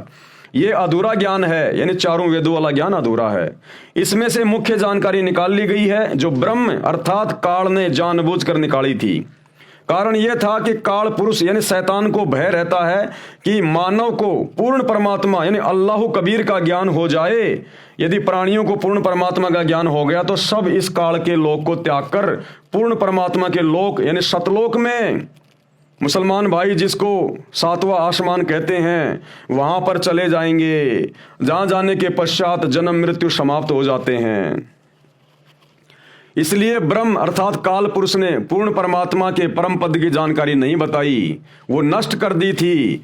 उसकी पूर्ति करने के लिए यानी वही ज्ञान बताने के लिए, सृष्टि का सबसे उत्तम ज्ञान बताने के लिए वो पूर्ण परमात्मा, वो कबीर भगवान, अल्लाह कबीर, वो सच्चा खुदा धरती पर सच्चा मुर्शिद बनकर, संत बनकर, सतगुरु बनकर आता है, वही ज्ञान देने के लिए जो ज्ञान इस काल ने, शैतान ने छुपा दिया होता है।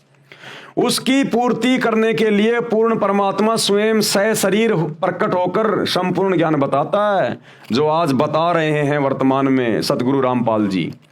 अपनी प्राप्ति के यानी सतलोक जाने के वास्तविक मंत्र भी बताता है, जो काल भगवान ने समाप्त करके शेष ज्ञान प्रदान कर रखा है। वही मंत्र जो आपने कल के वीडियो में कुरान से देखे, सूर अशूरा 42 आयत नंबर 1 और 2 में हाम और मीम का क्या अर्थ होता है, ऐन सीन काफ इनका क्या मतलब होता है, ये है वो मंत्र। गीता अध्याय 17 श्लोक 23 में ओम तत् सत इसका क्या मतलब है, ये है वो मंत्र जिनका वास्तविक ज्ञान देने के लिए, जिन मंत्रों की भक्ति करके सतगुरु से उपदेश लेकर हम जन्म मरण के रोग से सदा के लिए समाप्त हो जाएंगे और अपने खुदा, अपने इबादही कबीरा, सच्चे परमात्मा, सच्चे भगवान, उस कबीर के साथ जो वर्तमान में सतगुरु रामपाल जी के रूप में धरती पे प्रकट है, शरीर छोड़ने के बाद सूक्ष्म रूप में यह परमात्मा हमारी आत्मा को सतलोक लेकर जाएगा। उसको ऋषिजन 4 वेद कहते हैं। ऋषि व्यास जी ने इस वेद को लिखा तथा इसके 4 भाग बनाए। Number 1 Rigveda, number 2 Yajurveda, number 3 Samaveda, number 4 Atharvaveda, जो वर्तमान में प्रचलित हैं। इन्हीं 4 वेदों का सारांश काल पुरुष ने श्रीमद् भगवद गीता के रूप में श्री कृष्ण जी के शरीर में प्रवेश करके महाभारत के युद्ध से पूर्व बोला था। वह भी बाद में महर्षि व्यास जी ने कागज पर लिखा, जो आज अपने को उपलब्ध है। अब आगे भाइयों और बहनों, सदग्रंथों में बाइबल का नाम भी है। बाइबल ये 3 पुस्तकों का संग्रह है, यानी बाइबल के अंदर ईसाई भाई बहनों की बाइबल के अंदर भी सृष्टि रचना का यही ज्ञान है, इसी शैतान का ज्ञान है। जो ज्ञान कुरान शरीफ में है, कुरान मजीद में है, तौरेत में है, जबूर में है, इंजिल में है, जो ज्ञान सिखों के गुरु ग्रंथ साहिब में है, जो ज्ञान 4 वेदों में है, गीता में है, यही सारा का सारा ज्ञान जो काल ने आधा अधूरा यहां पर फैला रखा है। इस ज्ञान का प्रमाण आपको बाइबल में भी देखने को मिलेगा कि वो अल्लाह कौन है, परमात्मा कौन है, परमेश्वर कौन है, ईसा मसीह का वो परमेश्वर कौन है, वो कहाँ रहता है, उसने सृष्टि को कब बनाया, कैसे बनाया, वो सारा ज्ञान ईसाइयों की बाइबल में भी उपलब्ध है, एज इट इज, ज्यों का त्यों। तो भाई और बहनों, आज के वीडियो में हम केवल इतना ही लेंगे। हम धीरे धीरे आगे बढ़ेंगे क्योंकि ये मसला बहुत ज़्यादा उलझा हुआ है। और जो नए भाई बहन हैं, हिंदू मुस्लिम सिख ईसाई, जो ये मेरे वीडियो देख रहे हैं, उनसे मेरी प्रार्थना है, अगर आप मेरे वीडियो के साथ साथ में सतगुरु रामपाल जी के द्वारा जो सत्संग कर दिए गए हैं, विशेष तौर पर सृष्टि रचना जो उन्होंने कई बार अपने सत्संगों में जो बताई है, जिसके 2-2, 3-3, 4-4 घंटे की वीडियो आपको यूट्यूब पर मिल जाएंगे। यदि आप सर्च करोगे सृष्टि रचना संत रामपाल जी भगवान, आप सृष्टि रचना को पढ़िएगा। ये सृष्टि रचना मास्टर ऑफ की है दुनिया के सभी धर्म ग्रंथों के इन निष्कर्षों को जानने की, पहचानने की। यानी आप किसी भी धर्म ग्रंथ को, चाहे किसी भी धर्म का हो, आप उसको उसी समय समझ सकते हैं जब आप सतगुरु रामपाल जी के द्वारा बताई गई सृष्टि रचना को कई बार सुन के अच्छे से समझेंगे। उस सृष्टि रचना में सभी धर्मों के धर्म ग्रंथों की भी वो जानकारी दे रहे हैं, विद प्रमाण दिखा रहे हैं कि मुसलमानों की 4 पुस्तकों में सृष्टि रचना का जिक्र कहाँ है, हिंदुओं के 4 वेदों में और गीता में कहाँ है, बाइबल में कहाँ है। उसके बाद आप मेरे वीडियो बहुत अच्छे से समझने लगोगे। और भाइयों और बहनों, ये मनुष्य जन्म बहुत अनमोल है, परमात्मा ने मेहर बख्शी है। जिस समय आज वे धरती पे प्रकट हैं संत रूप में, उस समय आप और हमारे को ये मनुष्य जन्म प्राप्त होना, ये बड़ा परम सौभाग्य है। आज हम अपना आत्म कल्याण करवा सकते हैं, उद्धार करवा सकते हैं। केवल यही वो समय है थोड़ा सा, जब तक सतगुरु रामपाल जी धरती पे हैं, हम मोक्ष प्राप्त कर सकते हैं। अन्यथा कितनी भक्ति कर लो, कितनी साधना कर लो, हम इसी शैतान के जाल में फंसे रहते हैं। तो आज जितने भी स्त्री और पुरुष पूरे विश्व में, पूरे संसार में हैं, जिनका जन्म है इस समय जब ये अल्लाह कबीर सतगुरु रामपाल जी धरती पे प्रकट है, हमारा परम सौभाग्य है। हम शैतान के षड्यंत्र से बाहर निकल सकते हैं, जन्म मरण का रोग समाप्त करवा सकते हैं, गधे कुत्ते बनने से, नरक में जाने से, दुर्गति करवाने से बच सकते हैं।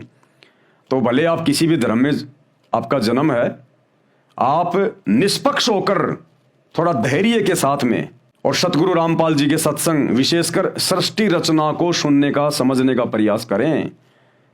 भाई और बहनों, जीवन बदल जाएगा, जीने का तरीका बदल जाएगा। जिस भक्ति के लिए हमें ये मनुष्य शरीर मिलता है, स्त्री या पुरुष का, हमारा वो मकसद सफल हो जाएगा। अन्यथा हम फिर लंबे समय के लिए, अनंत युगों के लिए, करोड़ों युगों के लिए हम मां कष्ट भोगने के लिए फिर काल के हत्थे चढ़ जाएंगे। तो अपनी आत्मा का कल्याण करवाओ। ये शरीर छूटने के बाद अगर भक्ति नहीं करी, आज अगर भक्ति करी नहीं, मान बढ़ाई में, अहंकार में फूले रहे, मेरा धर्म बड़ा, मेरा खुदा बड़ा, मेरा राम बड़ा, ना खुदा बड़ा ना राम बड़ा, जो बड़ा है वो आज धरती पे आया हुआ है, उसकी तुम सुन नहीं रहे, तो भाई फिर काल के हत्थे चढ़ जाओगे, बहुत बात बिगड़ जाएगी, फिर लेन देन में नहीं आएगी फिर ये बात है। तो विनती है, प्रार्थना है, निष्पक्ष होके सुनो। आप सब धर्म के मानने वालों की धर्म की पुस्तकों से दिखाया जा रहा है, फिर तो कोई संशय नहीं होना चाहिए ना। कोई अपनी तरफ से बताए, मनमाने रूप से बताए तो बात अलग है।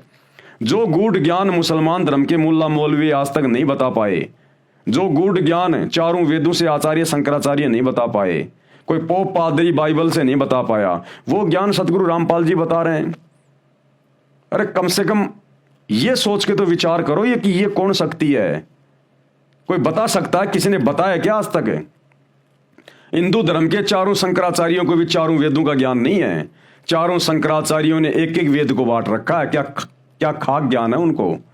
और सतगुरु रामपाल जी ने पूरी दुनिया के धर्म ग्रंथों को खोल के रख दिया। तो ये स्वयं अल्लाह कबीर है, पहचानो अपने पिता को। तो भाई और बहनों, आज की वीडियो में केवल इतना ही। कल रात्रि 8 बजे सभी भाई बहन फिर से जुड़िए।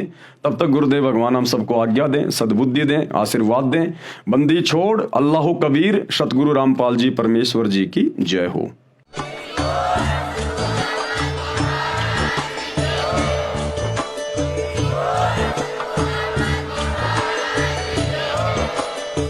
भाई जो गुरु बचन पे डट गे, कट गे फंद 84 के, कट गे फंद 84 के, कट गे फंद 84 के।